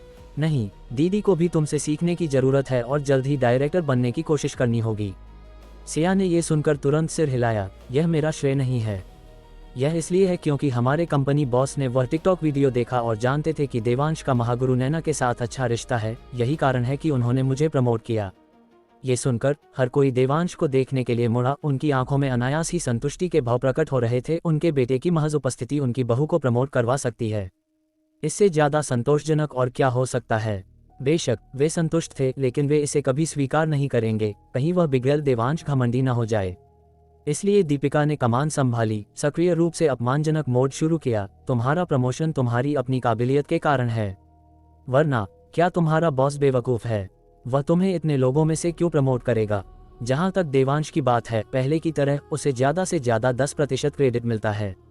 बिल्कुल, बॉस सब पूंजीवादी होते हैं, वे बिना काबिलियत के किसी को कैसे प्रमोट कर सकते हैं? लक्ष्मी ने बारीकी से पीछा किया। अंत में बलवंत ने अंतिम फैसला सुनाया। तुम्हारी वर्तमान उपलब्धियों का तुम्हारे बेकार पति से कोई लेना देना नहीं है। अगर उसने तुम्हें कुछ साल पहले नीचे नहीं खींचा होता तो तुम बहुत पहले अपनी खुद की बॉस बन गई होती। सिया, उसने लोगों को एक को नीचा दिखाते और दूसरे की तारीफ करते देखा था, लेकिन उसने इसे इतना खुला कभी नहीं देखा था। इससे वह बहुत अजीब महसूस कर रही थी, न तो उन्हें नकारना और न ही उनकी पुष्टि करना सही लग रहा था, जिससे वह दुविधा में पड़ गई। मैं कहता हूँ, मैं एक जीता जागता इंसान यहाँ खड़ा हूँ। क्या तुम लोग सचमुच मेरे आत्मसम्मान का विचार किए बिना मेरा इस तरह अपमान करोगे? देवांश ने एक पीड़ित अभिव्यक्ति के साथ पूछा। उन तीनों ने एक साथ मुड़कर देवांश को देखा, फिर एक स्वर में कहा, क्या तुम इज्जत के लायक हो? देवांश। हर किसी की आलोचना को देवांश पर निर्देशित देखकर दीपिका ने सिया को फुसफुसाने का मौका लिया। भाभी, क्या आपको सचमुच सेक्रेटरी की जरूरत नहीं है? इससे पहले कि सिया जवाब दे पाती, दीपिका ने देखा कि बलवंत अपनी चप्पल उठाकर हमला करने आ रहे हैं। भाभी, मैं पहले निकलती हूँ, हम सेक्रेटरी के मामले में बाद में बात कर सकते हैं, दीपिका ने कहा। फिर जल्दी से गराज की ओर भागी, अपनी मर्सिडीज बेंज जी क्लास में बैठी और काम के लिए निकल गई। दीपिका के जाने के बाद सिया ने अपना फोन खोला और संदेशों की बाढ़ का जवाब देना शुरू कर दिया। चूंकि वह वैसे भी कंपनी में संदेशों का जवाब देती, इसलिए घर पर रहना भी वैसा ही था। दूसरी ओर देवांश आंगन में पीहू के साथ खेल रहा था, जब तक कि उसे कुणाल का मैसेज नहीं मिला। फिर उसने सभी को विदा किया। कुणाल को अलविदा कहने के लिए सियांश होटल जाने का इरादा किया। मूल योजना के अनुसार वह कुणाल को मुंबई घुमाने का इरादा रखता था, लेकिन अब ऐसा लग रहा था कि उसे स्थगित करना होगा। आखिरकार प्राथमिकता जितनी जल्दी हो सके नासिक पहुंचने की थी। जब वह निकला तो सिया पहली बार उसे गार्डन गेट तक छोड़ने गई और चिंता के साथ उससे कहा, रास्ते में सुरक्षित रहना और जल्दी वापस आना। ये सुनकर देवांश ने चाहा कि उसे नासिक न जाना पड़े और वह बस घर पर रहकर सिया के साथ रोमांस कर सके। लेकिन अंत में भावनाओं पर तर्क की जीत हुई। सहमति में भारी सिर हिलाने के बाद वह मुड़ा और विला कॉम्प्लेक्स के निकास की ओर चल दिया। सिया दरवाजे पर खड़ी रही, देवांश की जाती हुई आकृति को अपना सूटकेस खींचते हुए बहुत देर तक देखती रही, जब तक कि पीहू ने उसे कई बार नहीं पुकारा और वह एक सपने से जैसे जागी। मम्मी, डैडी बहुत दूर चले गए हैं, अब आप उन्हें नहीं देख सकती। पीहू अपनी माँ की बाहों में दुबक गई, सिया को एक समझदार छोटे वयस्क की तरह सलाह दे रही थी। सिया ने सिर हिलाया, लेकिन जल्दी से सिर हिलाया। पीहू, डैडी दूर नहीं गए हैं, वे हमेशा हमारे साथ हैं। ये सुनकर पीहू ने तुरंत भौहें सिकुड़ी और बाहर देखा, लेकिन कई बार अपना छोटा सिर घुमाने के बाद उसे देवांश की आकृति नहीं मिली, इसलिए वह हंसी। मम्मी कितनी बुद्धू हैं, डैडी तो साफ तौर पर बहुत दूर चले गए हैं। सिया ने अभी भी सिर हिलाया, फिर धीरे से मुस्कुराई, तुम अभी छोटी हो, जब तुम बड़ी हो जाओगी तो जान जाओगी कि चाहे कितनी भी दूर हो, डैडी हमेशा कहाँ, तुम्हारे और मम्मी के दिल में। अध्याय 756। जरा सोचो, मैंने महागुरु जलभेदी को जिंदा क्यों छोड़ा? विला से बाहर कदम रखते ही देवांश ठाकुर ने देखा कि आसपास कोई नहीं है, तो वह सीधा उस साधारण दिखने वाली लेकिन अंदर से बेहद आलीशान बिजनेस वैन की ओर बढ़ गया। गाड़ी में बैठने के बाद देवांश ने उन दोनों को बताया कि वह कुछ दिनों के लिए बाहर जा रहा है और उनसे अपने परिवार की सुरक्षा सुनिश्चित करने को कहा। चिंता मत करो, जब तक मैं जिंदा हूँ कोई विला के पास फटक भी नहीं पाएगा, बाबा कालभैरव ने तुरंत सीना ठोककर गारंटी दी। लेकिन देवांश ने सिर हिलाया, बार बार मरने मारने की बात मत किया करो, सबसे अच्छा परिणाम वही है जिसमें सब सुरक्षित रहें, समझे? ही समझ गया, बाबा कालभैरव ने अपनी बत्ती सी दिखाते हुए कहा। वह बिल्कुल किसी सीधे सादे किसान की तरह लग रहे थे। देवांश ने उन्हें एक तिरछी नजर से देखा, फिर नैना सिंधिया की ओर मुड़ा। मेरे जाने के बाद इन कुछ दिनों तक भरोसा तुम पर रहेगा, वैसे तो ये बुढ़ा सब संभाल लेगा, जब तक बहुत जरूरी ना हो कोशिश करना कि तुम्हें अपनी ताकत न दिखानी पड़े। नैना के माथे पर शिकन आ गई। क्यों? मुझे डर है कि लोग बातें बनाएंगे कि मैंने अपने घर की रखवाली के लिए एक परम महागुरु को रखा है, देवांश ने थोड़ा झेपते हुए जवाब दिया। इसमें गलत क्या है? मैं अपनी मर्जी से कर रही हूँ, तुम मुझसे जबरदस्ती थोड़ी करवा रहे हो। नैना को अभी भी समझ नहीं आ रहा था कि देवांश इस बात को लेकर इतना चिंतित क्यों है। ये सुनकर बाबा कालभैरव ने बेरहमी से देवांश की पोल खोल दी। इस लड़के की बकवास मत सुनो, ये तुम्हें आसानी से एक्शन में इसलिए नहीं आने देना चाहता क्योंकि ये तुम्हें बुरे वक्त के लिए ट्रम्प कार्ड बनाकर रखना चाहता है। अच्छा, तो ये बात है। नैना ने सिर हिलाया, आखिरकार उसे देवांश का असली इरादा समझ आ गया। फिर उसने देवांश को घूरते हुए कहा, तो साफ साफ क्यों नहीं कहा? जलेबी की तरह बात क्यों घुमा रहे थे? इसे डर था कि सीधा बोलने से कहीं तुम्हारे ईगो को चोट न लग जाए। देवांश के बोलने से पहले ही बाबा कालभैरव बीच में कूद पड़े। आखिरकार अब तुम एक परम महागुरु हो, इसे लगा कि तुम्हें बार बार हुक्म देना ठीक नहीं लगेगा। ... नैना अवाक रह गई, उसने सच में इस नजरिए से नहीं सोचा था। मैं जानता हूं तुमने ऐसा नहीं सोचा, लेकिन इस लड़के के पास 800 पैंतरे हैं। जो तुम नहीं सोच सकती वो ये तुम्हारे लिए पहले ही सोच चुका होता है, इसलिए आगे से सावधान रहना। क्या पता कब ये लड़का तुम्हें बेच दे और तुम्हें खबर भी न लगे। बाबा कालभैरव को इस बात की कोई परवाह नहीं थी कि सामने वाला एक ईश्वर स्तर के एक्सपर्ट को दबा सकता है। उनका मुख्य मकसद अपने मन की भड़ास निकालना था, फिर चाहे अंजाम मौत ही क्यों न हो। देवांश ने उनसे बहस करने की जहमत नहीं उठाई। इसके बजाय उसने अपनी स्टोरेज रिंग से 2 सुनहरी चमकती हुई जैद की गोलियां निकाली और उन दोनों को थमा दी। ये मैंने कल रात ही तैयार की हैं।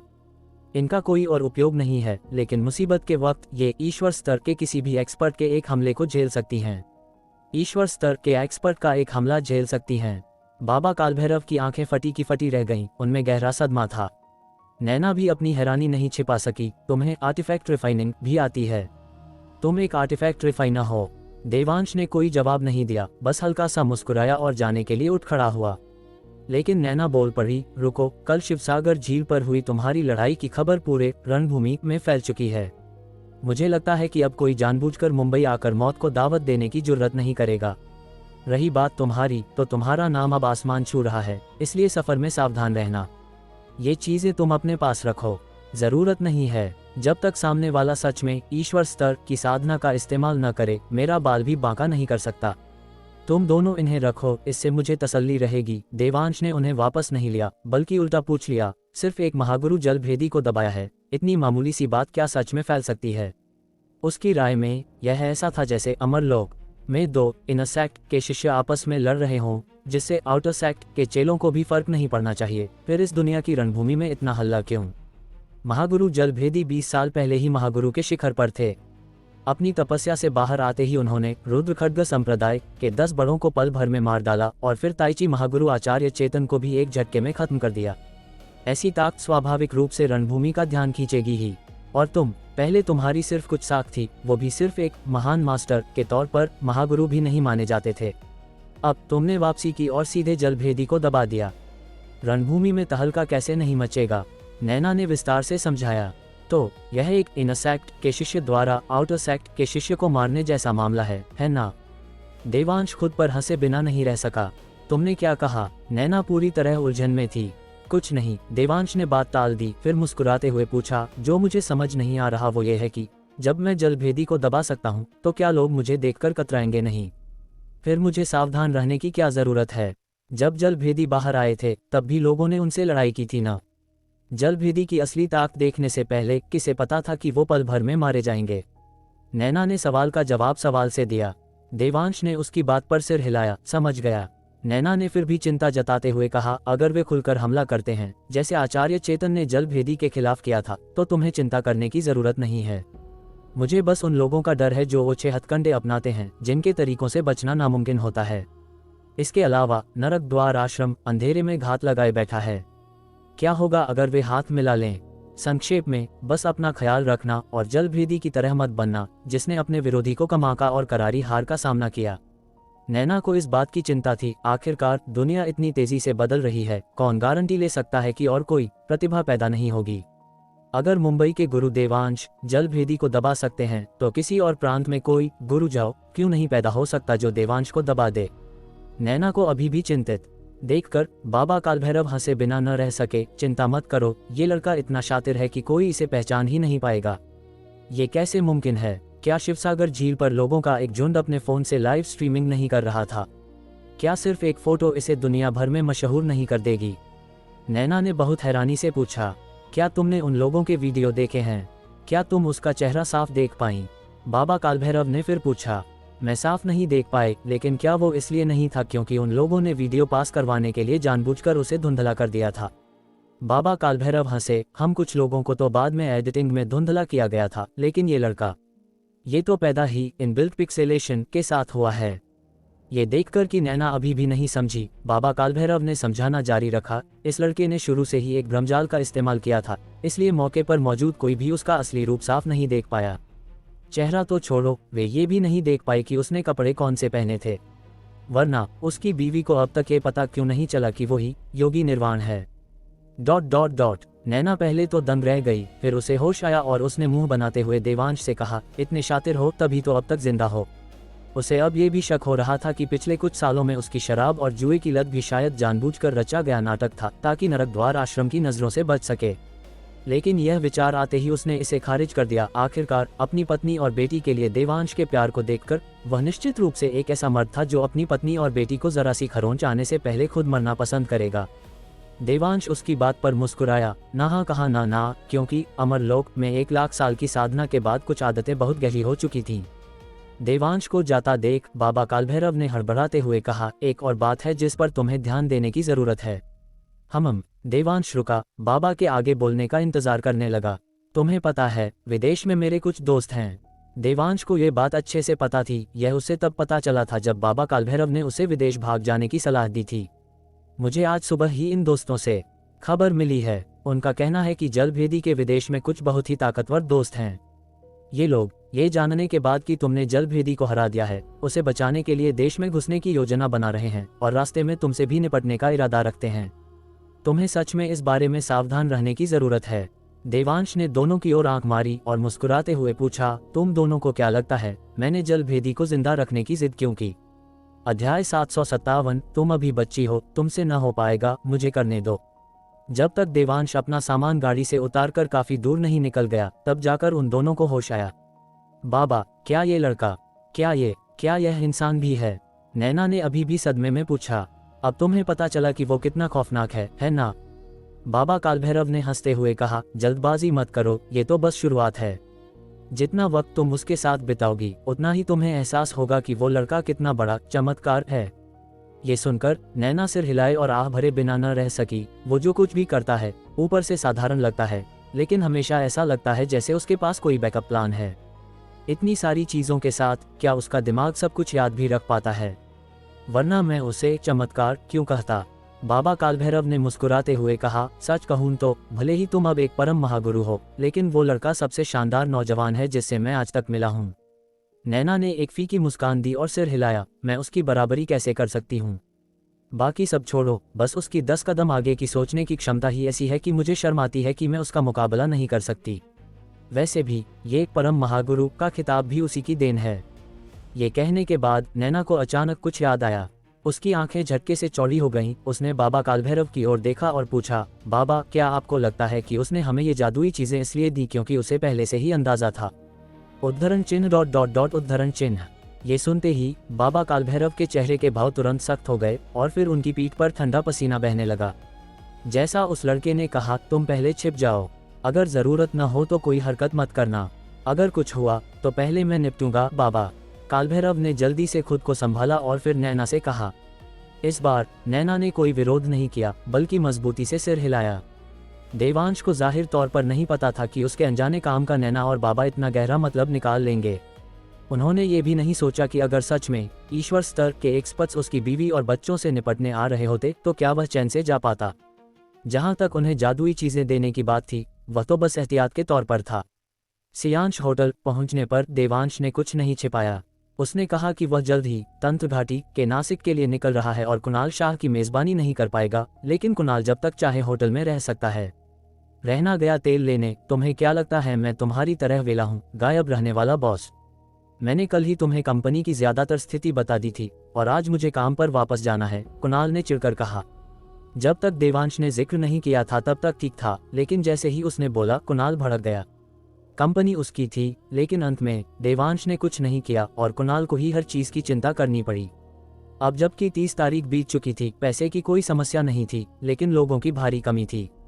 वह चाहे कितना भी काबिल क्यों ना हो, कम समय में सही टैलेंट को भर्ती नहीं कर सकता था, जिससे वह पागल हुआ जा रहा था। देवांश ने उसकी शिकायतों को ऑटोमेटिकली फिल्टर करना बेहतर समझा। होटल के रेस्टोरेंट में उसके साथ सादा खाना खाने के बाद वे अपना सामान खींचते हुए अपनी अपनी राह निकल गए। होटल छोड़ने के बाद देवांश ने एक सुनसान जगह ढूंढी, अपना सूटकेस अपनी स्टोरेज रिंग में डाला और फिर एयरपोर्ट के लिए निकल पड़ा। अपनी मूल योजना के अनुसार वह खुद उड़कर वहां जाने वाला था। हालांकि नैना के याद दिलाने के बाद भले ही उसे अपनी पहचान खुलने की चिंता नहीं थी, लेकिन सुरक्षा के लिए उसने लो प्रोफाइल रहने, अपनी ऊर्जा छिपाने और हवाई जहाज से जाने का फैसला किया।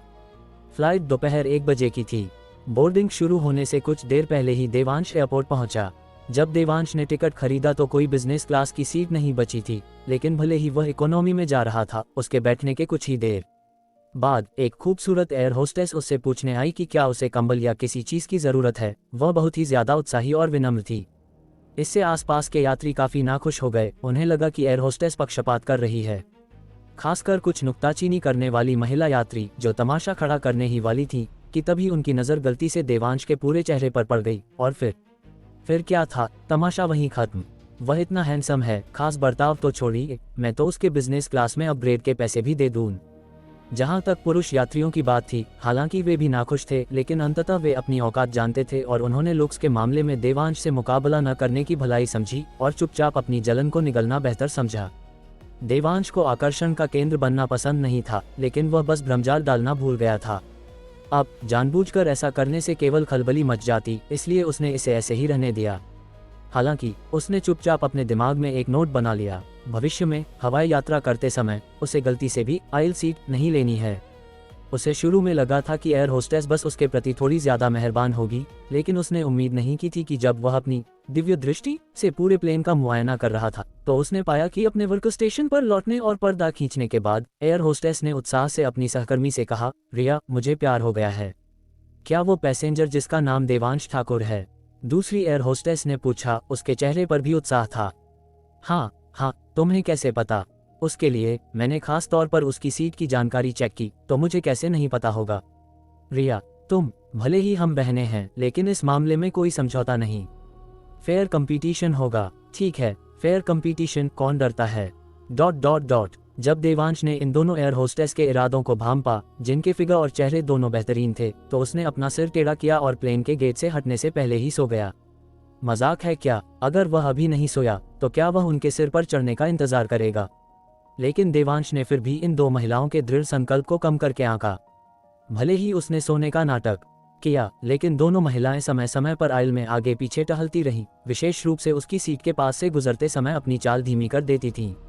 ये देखकर देवांश गर्व से सोचे बिना नहीं रह सका। तुम चाहे कितनी भी धीरे चलो, मैं प्लेन के पूरी तरह रुकने से पहले बिल्कुल नहीं जागूंगा।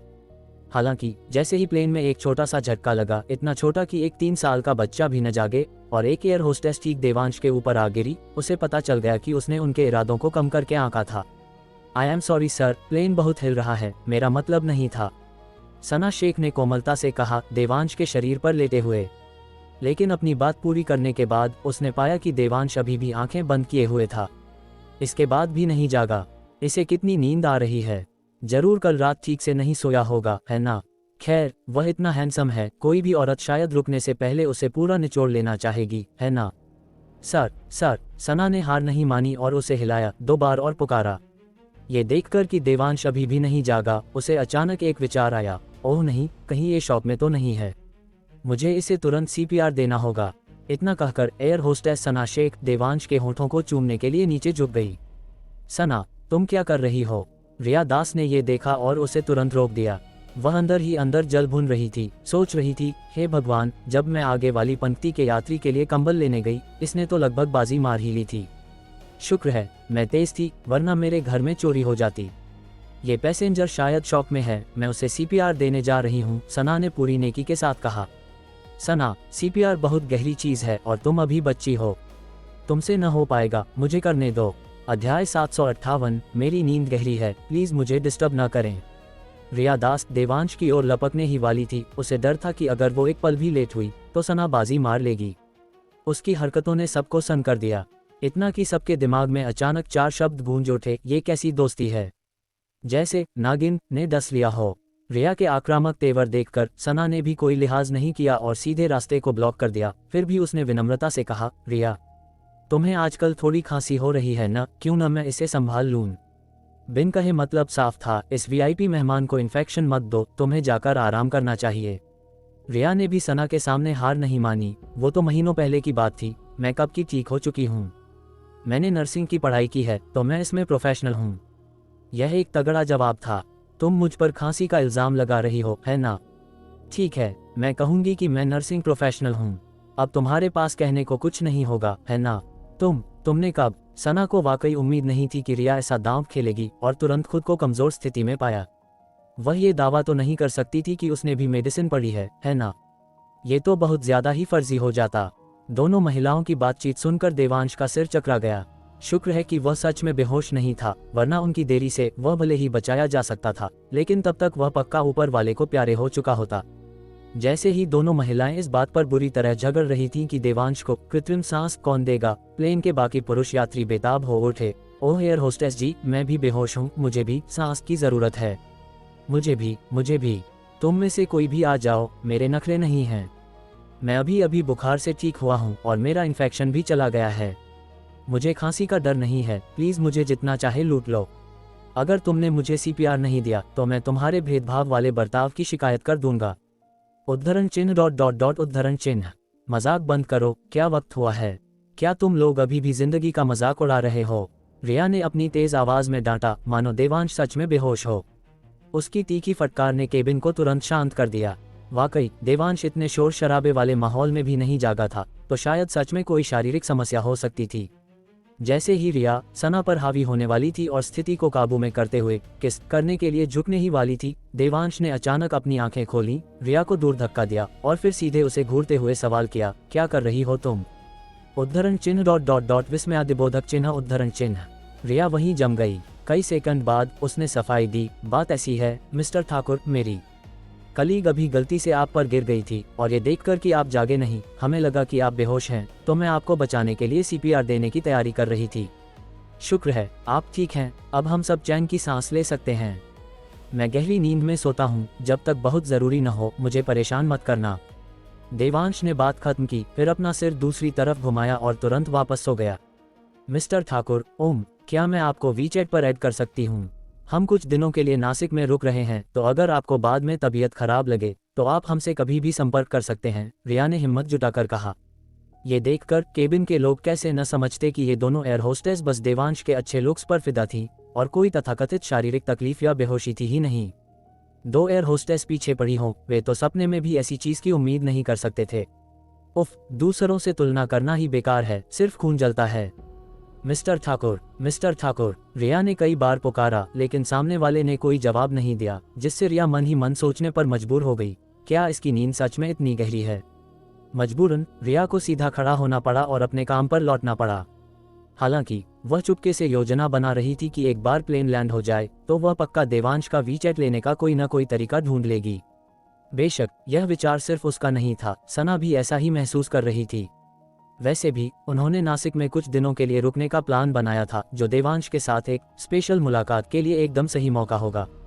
हालांकि उनके विचार तो अच्छे थे, लेकिन हकीकत क्रूर थी। उनके इस हद से ज्यादा भेदभाव वाले बर्ताव की वजह से फ्लाइट के बाकी पुरुष यात्रियों ने अपने मनोवैज्ञानिक असंतुलन की भरपाई करने के लिए पूरी फ्लाइट के दौरान सर्विस बेल बजानी शुरू कर दी और विशेष रूप से रिया और सना से ही सर्विस की मांग की, जिससे वे दोनों बुरी तरह व्यस्त हो गईं। ये कहना कोई अतिशयोक्ति नहीं होगी कि उन्होंने इस एक फ्लाइट में जो काम किया वह पिछली 100 फ्लाइट्स में किए गए काम से भी ज्यादा था। उदाहरण के लिए एक अकेले यात्री ने उनसे 6 बार कंबल मंगवाया और वापस किया।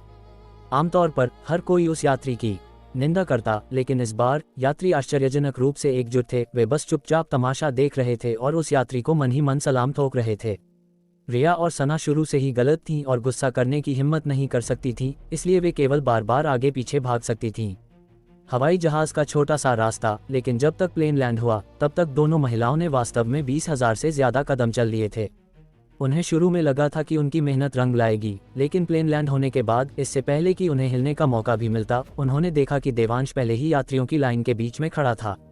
उसके आगे और पीछे यात्रियों की भीड़ थी, वे उससे बात करने के लिए पास नहीं जा सकती थीं। सबसे बड़ी बात, वे उतरते समय देवांश को रोक नहीं सकती थीं, वरना वे पीछे के यात्रियों का रास्ता रोक देतीं।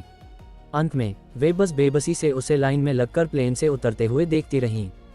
देवांश को जाते हुए देखकर दोनों महिलाओं को बेहद निराशा हुई, इतनी ज्यादा कि सारे यात्रियों के जाने के बाद भी वे उस सदमे से बाहर नहीं आ पाई थीं और एयरपोर्ट एग्जिट की ओर जाते हुए पूरी तरह से मायूस थीं।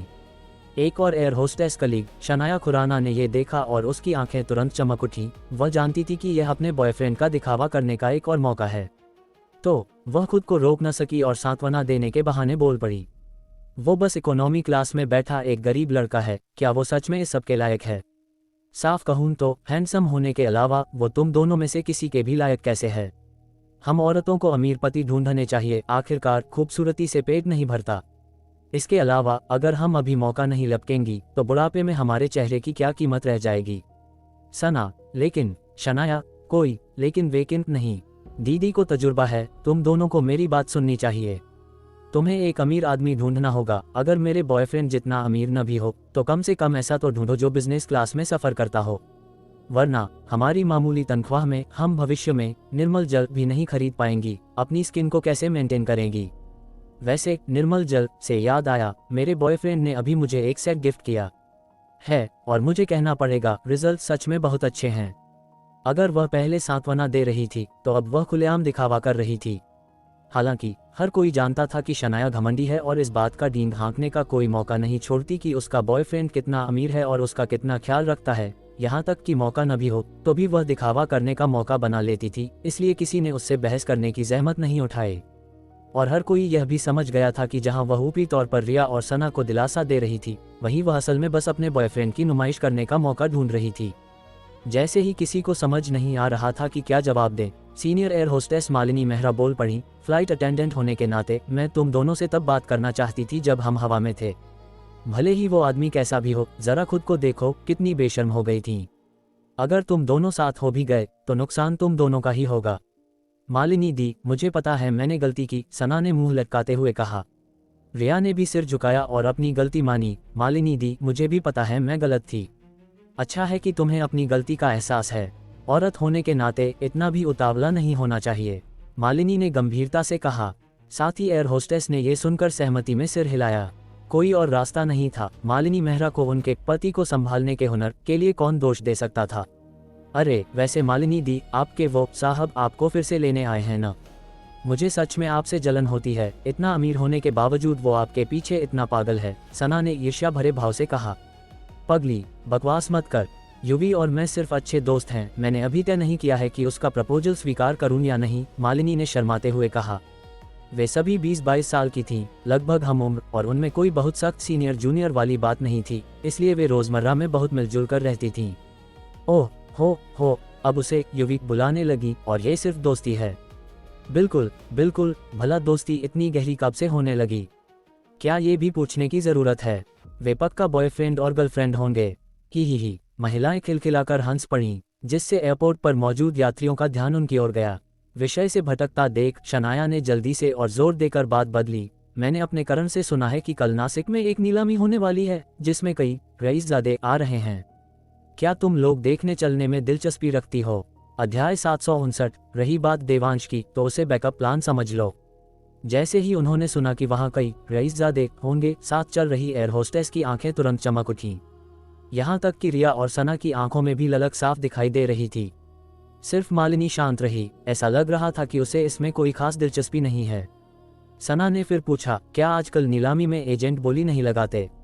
रईसजादे खुद क्यों जाएंगे? शनाया, अरे तुम्हें पता नहीं होगा, मैंने सुना है कि इस नीलामी में जो चीजें बिक रही हैं वे बाजार में मिलती ही नहीं हैं, और इसमें शामिल होने के लिए एक खास इनविटेशन की जरूरत होती है, वरना तुम अंदर घुस भी नहीं सकते। मालिनी ने यह सुनकर अपनी भौहें चढ़ा ली। शनाया, तुम जिसकी बात कर रही हो, कहीं वो कल नासिक में होने वाली अंडरग्राउंड नीलामी तो नहीं है? बिल्कुल सही मालिनी दी, आपको भी पता है। शनाया थोड़ी हैरान थी, लेकिन उसे जल्दी ही समझ आ गया। बेशक मिस्टर राणा के प्रभाव के साथ उन्हें तो ऐसे भव्य आयोजन में जरूर बुलाया जाएगा। मालिनी ने सिर हिलाया। मैंने भी युवी को इसके बारे में बात करते सुना था, कह रहा था कि जो लोग अंडरग्राउंड नीलामी में शामिल हो सकते हैं वे या तो बहुत अमीर हैं या बहुत रसूखदार, जिनकी नेटवर्थ कम से कम 1000 करोड़ है। इसके अलावा अमीर परिवारों के यंग मास्टर्स लगभग सभी उन दुर्लभ खजाने को देखने के लिए खुद जाते हैं, और यहाँ तक कि मार्शल वर्ल्ड के बड़े बड़े एक्सपर्ट्स भी उनके लिए चीजों को परखने के लिए आते हैं। अगर शनाया की बातों में थोड़ा बहुत मिर्च मसाला था, तो मालिनी की बातें 100% सच थीं। तो जब उन्होंने सुना कि ऐसी जगह सच में मौजूद है, तो सबकी आंखें चमक उठीं। 1000 करोड़ से शुरू होने वाली नेटवर्थ, क्या इसका मतलब यह नहीं था कि अगर तुम बस किसी एक को फंसाने में कामयाब हो गई तो तुम एक अमीर खानदान की बहू बन सकती हो और राज कर सकती हो? भले ही वे अमीर खानदान में शादी न कर पाएं, अगर वे उनके बच्चे की मां बन गईं तो उनका भविष्य सुरक्षित हो जाएगा। भले ही वे गर्भवती न हो, उनकी मिस्ट्रेस बनने पर भी उन्हें बेहिसाब पैसा मिलेगा। कितने अफसोस की बात है, इतनी अच्छी जगह फिर भी हमें एंट्री टिकट तक नहीं मिल सकता। ओफ, रिया आह भरे बिना न रह सकी। हाँ यार, आखिरकार हम उनके शकल में नहीं हैं। जबरदस्ती घुसने की कोशिश करेंगे तो सिर्फ बेइज्जती ही होगी। शनाया दी, आपने अभी पूछा था कि क्या हम दिलचस्पी रखती हैं, क्या आपके पास हमें ले जाने का कोई जुगाड़ है? किसी ने अचानक पूछा। जैसे ही ये शब्द निकले, बाकी एयर होस्टेस ने अपनी इमेज और अनुशासन की परवाह किए बिना ग्रुप से अलग होकर शनाया को घेर लिया।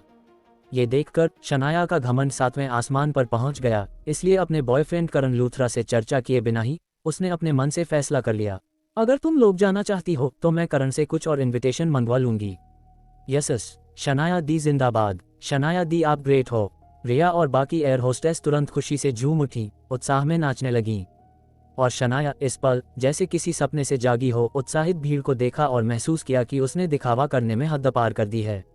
वह असल में बस ये दिखाना चाहती थी कि उसका बॉयफ्रेंड उसे इतने बड़े इवेंट में ले जा सकता है, लेकिन उसने अपनी जुबान पर काबू नहीं रखा और बात यहाँ तक पहुँच गई कि अब उसे उन सबको ले जाना पड़ेगा। जानना चाहिए कि उसके बॉयफ्रेंड करण को केवल एक इनविटेशन मिला था और वह ज्यादा से ज्यादा एक व्यक्ति को ला सकता था। उसे करण को प्यार से मनाना और जिद करनी पड़ी थी, तब जाकर वह उसे ले जाने के लिए राजी हुआ था। अब करण इतने सारे इनविटेशन कहाँ से लाएगा? मालिनी ने शनाया को जबरदस्ती मुस्कुराते देखा तो उसने उसे बचने का रास्ता दिया। मुझे लगता है हमें रहने देना चाहिए। बुलाए गए मेहमान बहुत वीआईपी हैं, तो उन इनविटेशन की अहमियत बहुत ज्यादा होगी। मुझे लगता है कि हमें मिस्टर लूथरा को परेशान करने की जरूरत नहीं है। इसके अलावा इनविटेशन पहले से बनते हैं। तुम लोगों के अब अचानक मांगने पर मिस्टर लूथरा तुम्हारे लिए इनविटेशन कहाँ से लाएंगे? लड़कियों ने ये सुना और सोचा कि यह सच है, इसलिए उनकी दिलचस्पी खत्म होने लगी। वे शनाया को ललचाए नजरों से देखने लगीं। शनाया जानती थी कि यह निकलने का सबसे अच्छा मौका है, लेकिन उनकी उम्मीद भरी आंखें देखकर उसका अहंकार फिर से फूट पड़ा और उसने सीधे हाथ लहराया। कोई बात नहीं, करण के पास कोई न कोई जुगाड़ होगा। हुर्रे, शनाया दी सच में सर्वशक्तिमान हैं। दीदी, आज से मैं आपकी अचेली। मैं भी आज से, अगर दीदी बोले पूर्व में जाओ तो मैं पश्चिम में कभी नहीं जाऊंगी। दीदी, जब मैं अमीर घर में शादी करूंगी तो आप मेरी सगी बहन होंगी। इन तारीफों को सुनकर शनाया फिर से गर्व से फूल गई, लेकिन पिछले सबक के बाद उसने इस बार ज्यादा नहीं किया बल्कि जोड़ा, लेकिन मुझे पक्का नहीं पता। अगर मैं नहीं ला पाई तो मुझे दोष मत देना, ठीक है? दीदी, आप क्या कह रही हैं? हम आपको दोष कैसे दे सकती हैं? वैसे भी आपके बॉयफ्रेंड के पास तो जादुई ताकत है। इस दुनिया में ऐसी कोई चीज है जो वो नहीं कर सकते। रिया ने उसकी चापलूसी की और शनाया तुरंत हवा में उड़ने लगी। मालिनी यह सब देख रही थी। उसने हल्का सा सिर हिलाया और मन ही मन आह भरी, तुम मुसीबत मोल ले रही हो। बाद में मुझे मत कहना कि मैंने याद नहीं दिलाया, और जब वक्त आए तो मुझसे मदद की उम्मीद मत रखना। और शनाया इस पल सोच रही थी, आज रात मुझे चाहे जो करना पड़े, मुझे करण से इनविटेशन निकलवाने ही होंगे। क्या वो हमेशा मुझे अपनी फूलों की सजावट नहीं दिखाना चाहता था? इज्जत की खातिर उसे खुश करना नामुमकिन भी नहीं है। रिया और सना और बाकी एयर होस्टेस के विचार बहुत सरल थे। नीलामी में जाओ, हैंडसम और अमीर आदमी ढूंढो। जहां तक देवांश की बात है, शनाया दी और बाकी सही हैं। बिना पैसे के भले ही शक्ल अच्छी हो, वो मुझे खुशी देने के लिए नहीं बना, इसलिए उसे एक बैकअप रहने दो। एक रईसजादे की मिस्ट्रेस बनने के बाद देवांश को डेट करना जारी रखना नामुमकिन तो नहीं है ना? प्लेन से उतरने के बाद देवांश ने तुरंत सिया को मैसेज भेजकर अपने सुरक्षित पहुंचने की खबर दी और फिर बिना किसी देरी के सीधे एग्जिट की ओर चल पड़ा। इस फ्लाइट की एयर होस्टेस सच में बहुत खतरनाक थी। इस मुसीबत की जगह से जल्दी निकलना ही बेहतर था। मोहित द्वारा दी गई जानकारी के अनुसार नासिक पहुंचने के बाद देवांश युवराज राणा नाम के व्यक्ति से संपर्क कर सकता था। बस उसे इतना कहना था कि वह संजीवनी हबल्स से है और युवराज राणा उसे अंडरग्राउंड नीलामी में ले जाएगा। मोहित के मुताबिक ये युवराज राणा नासिक में बहुत प्रभावशाली था।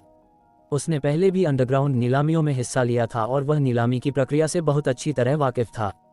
और जब वह अतीत में एक खास जड़ी बूटी की तलाश में था तो संजीवनी हबल्स ने उसकी मदद की थी। समय के साथ वे परिचित हो गए और वह संजीवनी हबल्स का एक बड़ा क्लाइंट बन गया। यही वजह थी कि मोहित को इस दुनिया में एक अंडरग्राउंड नीलामी के अस्तित्व के बारे में उससे पता चला था। जहां तक खुद युवराज राणा की बात थी, मोहित के शब्दों में न केवल वह बहुत अमीर है बल्कि उसमें कोई घमंड भी नहीं है। हम कर्मचारियों के साथ भाइयों जैसा व्यवहार करता है, बिल्कुल मिस्टर ठाकुर की तरह। ये जानकर कि सामने वाला मिलनसार है, देवांश ने संकोच नहीं किया।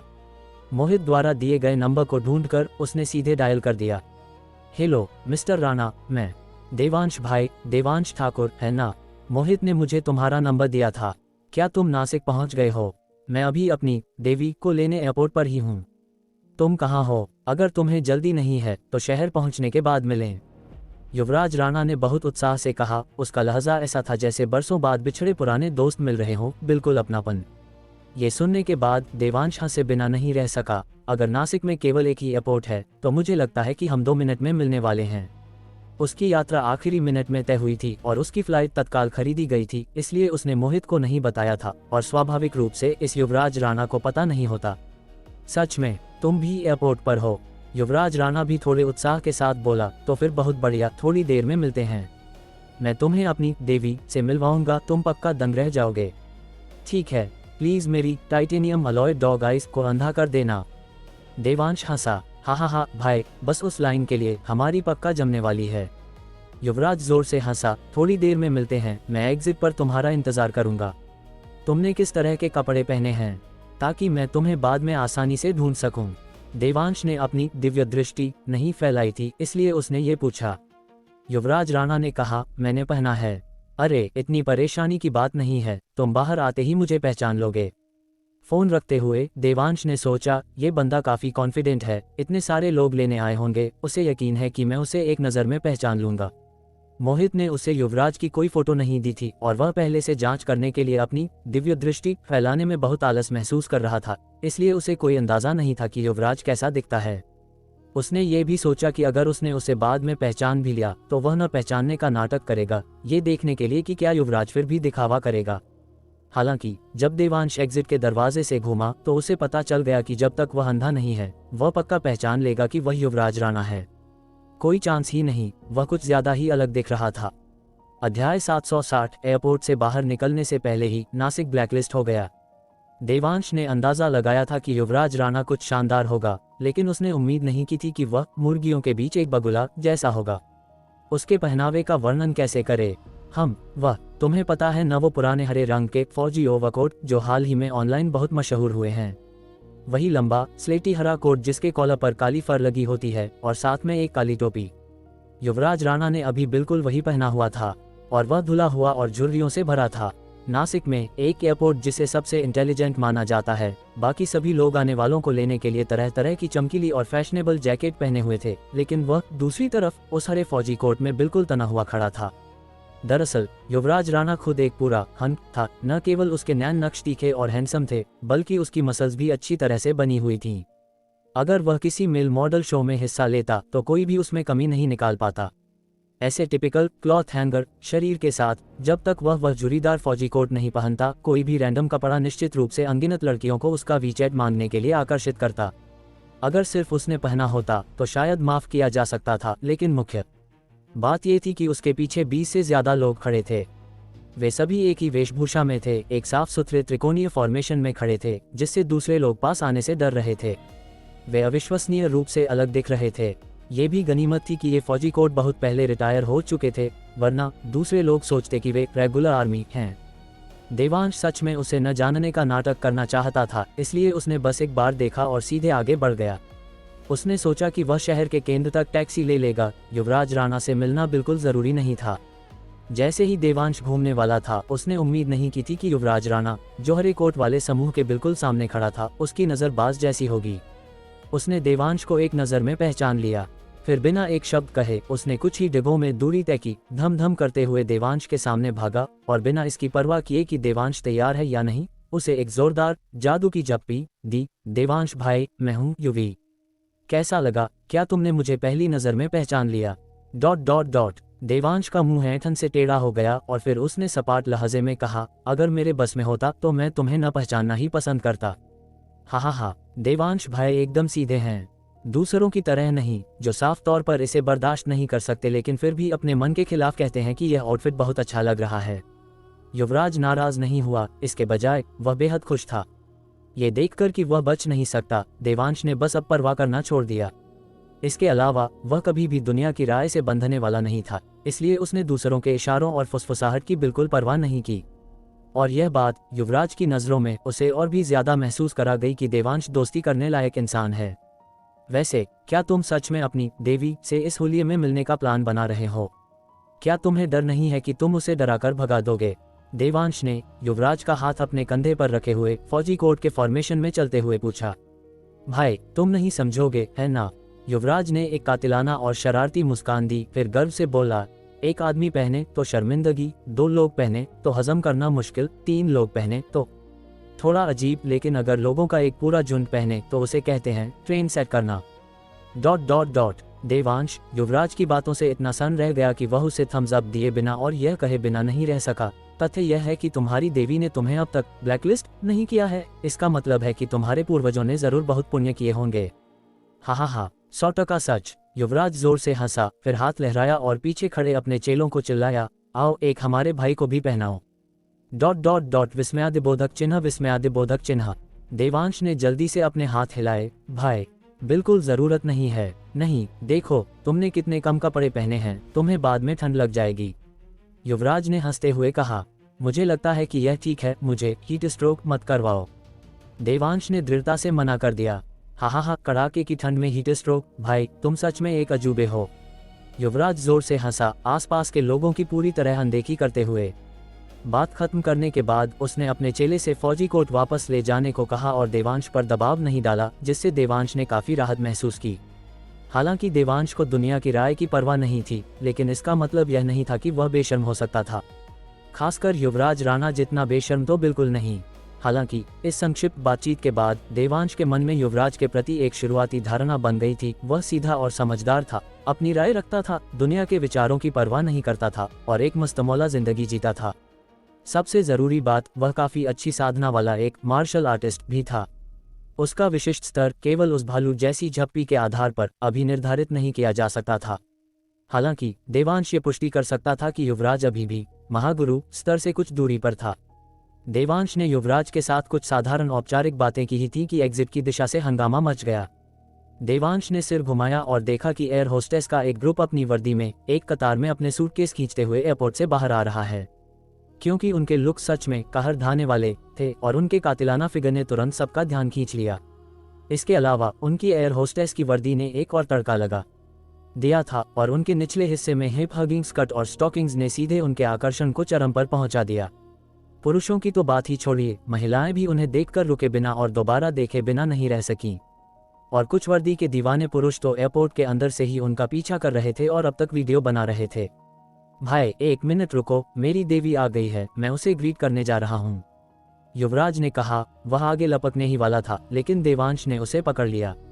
एक मिनट रुको, तुम्हारी देवी कहीं इन एयर होस्टेस में से एक तो नहीं है? देवांश ने पूछा, थोड़ा घबराते हुए। क्या ये जाहिर नहीं है? यहाँ इतनी सारी औरतें हैं, इन एयर होस्टेस से ज्यादा सुंदर और कौन हो सकता है?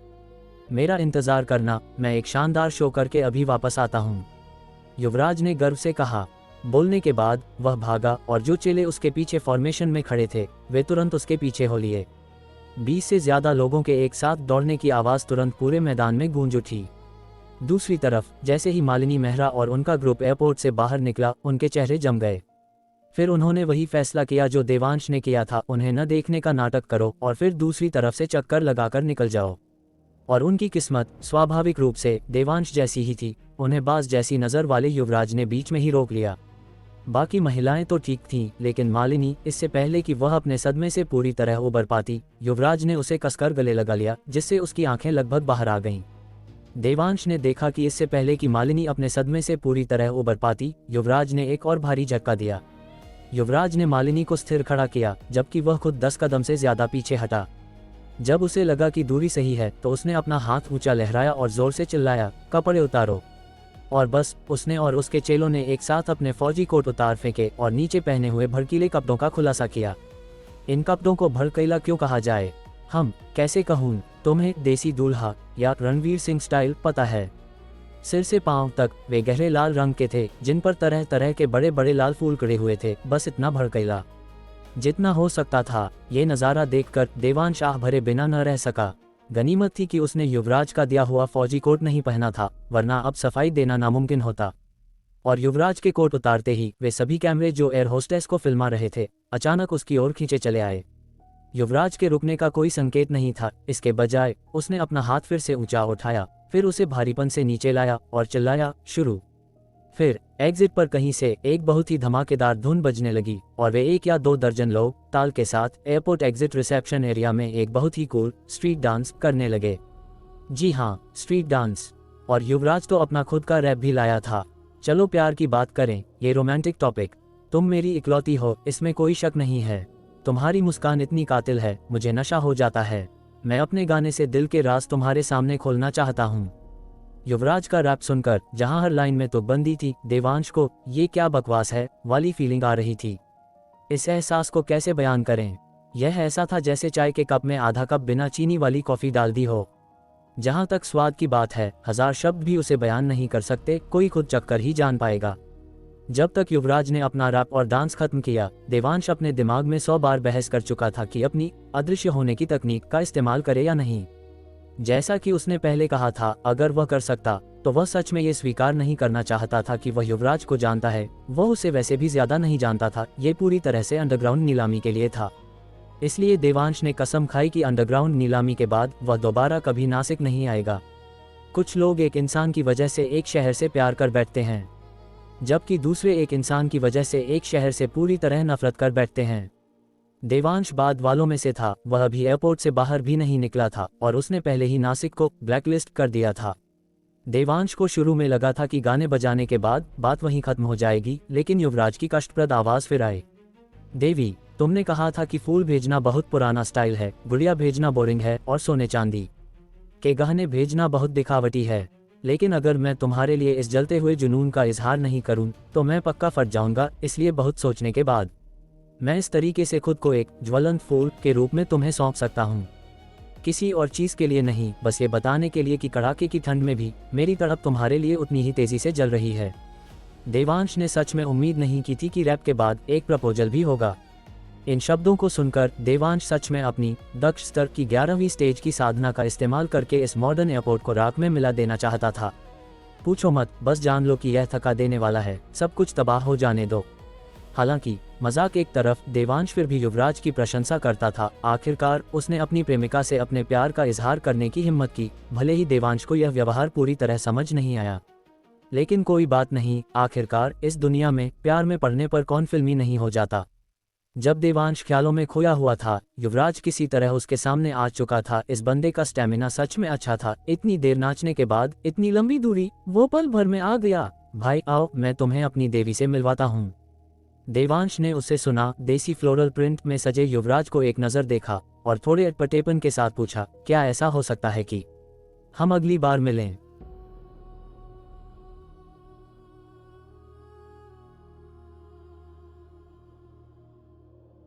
इस एपिसोड के बाद मेरे मन में एक अजीब सा एहसास रह गया। ऊपर से सब हल्का फुल्का मजाक और हंसी में लिपटा हुआ लगता है, लेकिन भीतर ही भीतर देवांश एक बहुत बड़ी बाजी खेल रहा है। जेल बेदी को जिंदा छोड़ना, खुद को लो प्रोफाइल रखना और हर मोड़ पर एक बैकअप प्लान। मुझे लगता है ये सिर्फ चालाकी नहीं बल्कि जिम्मेदारी है।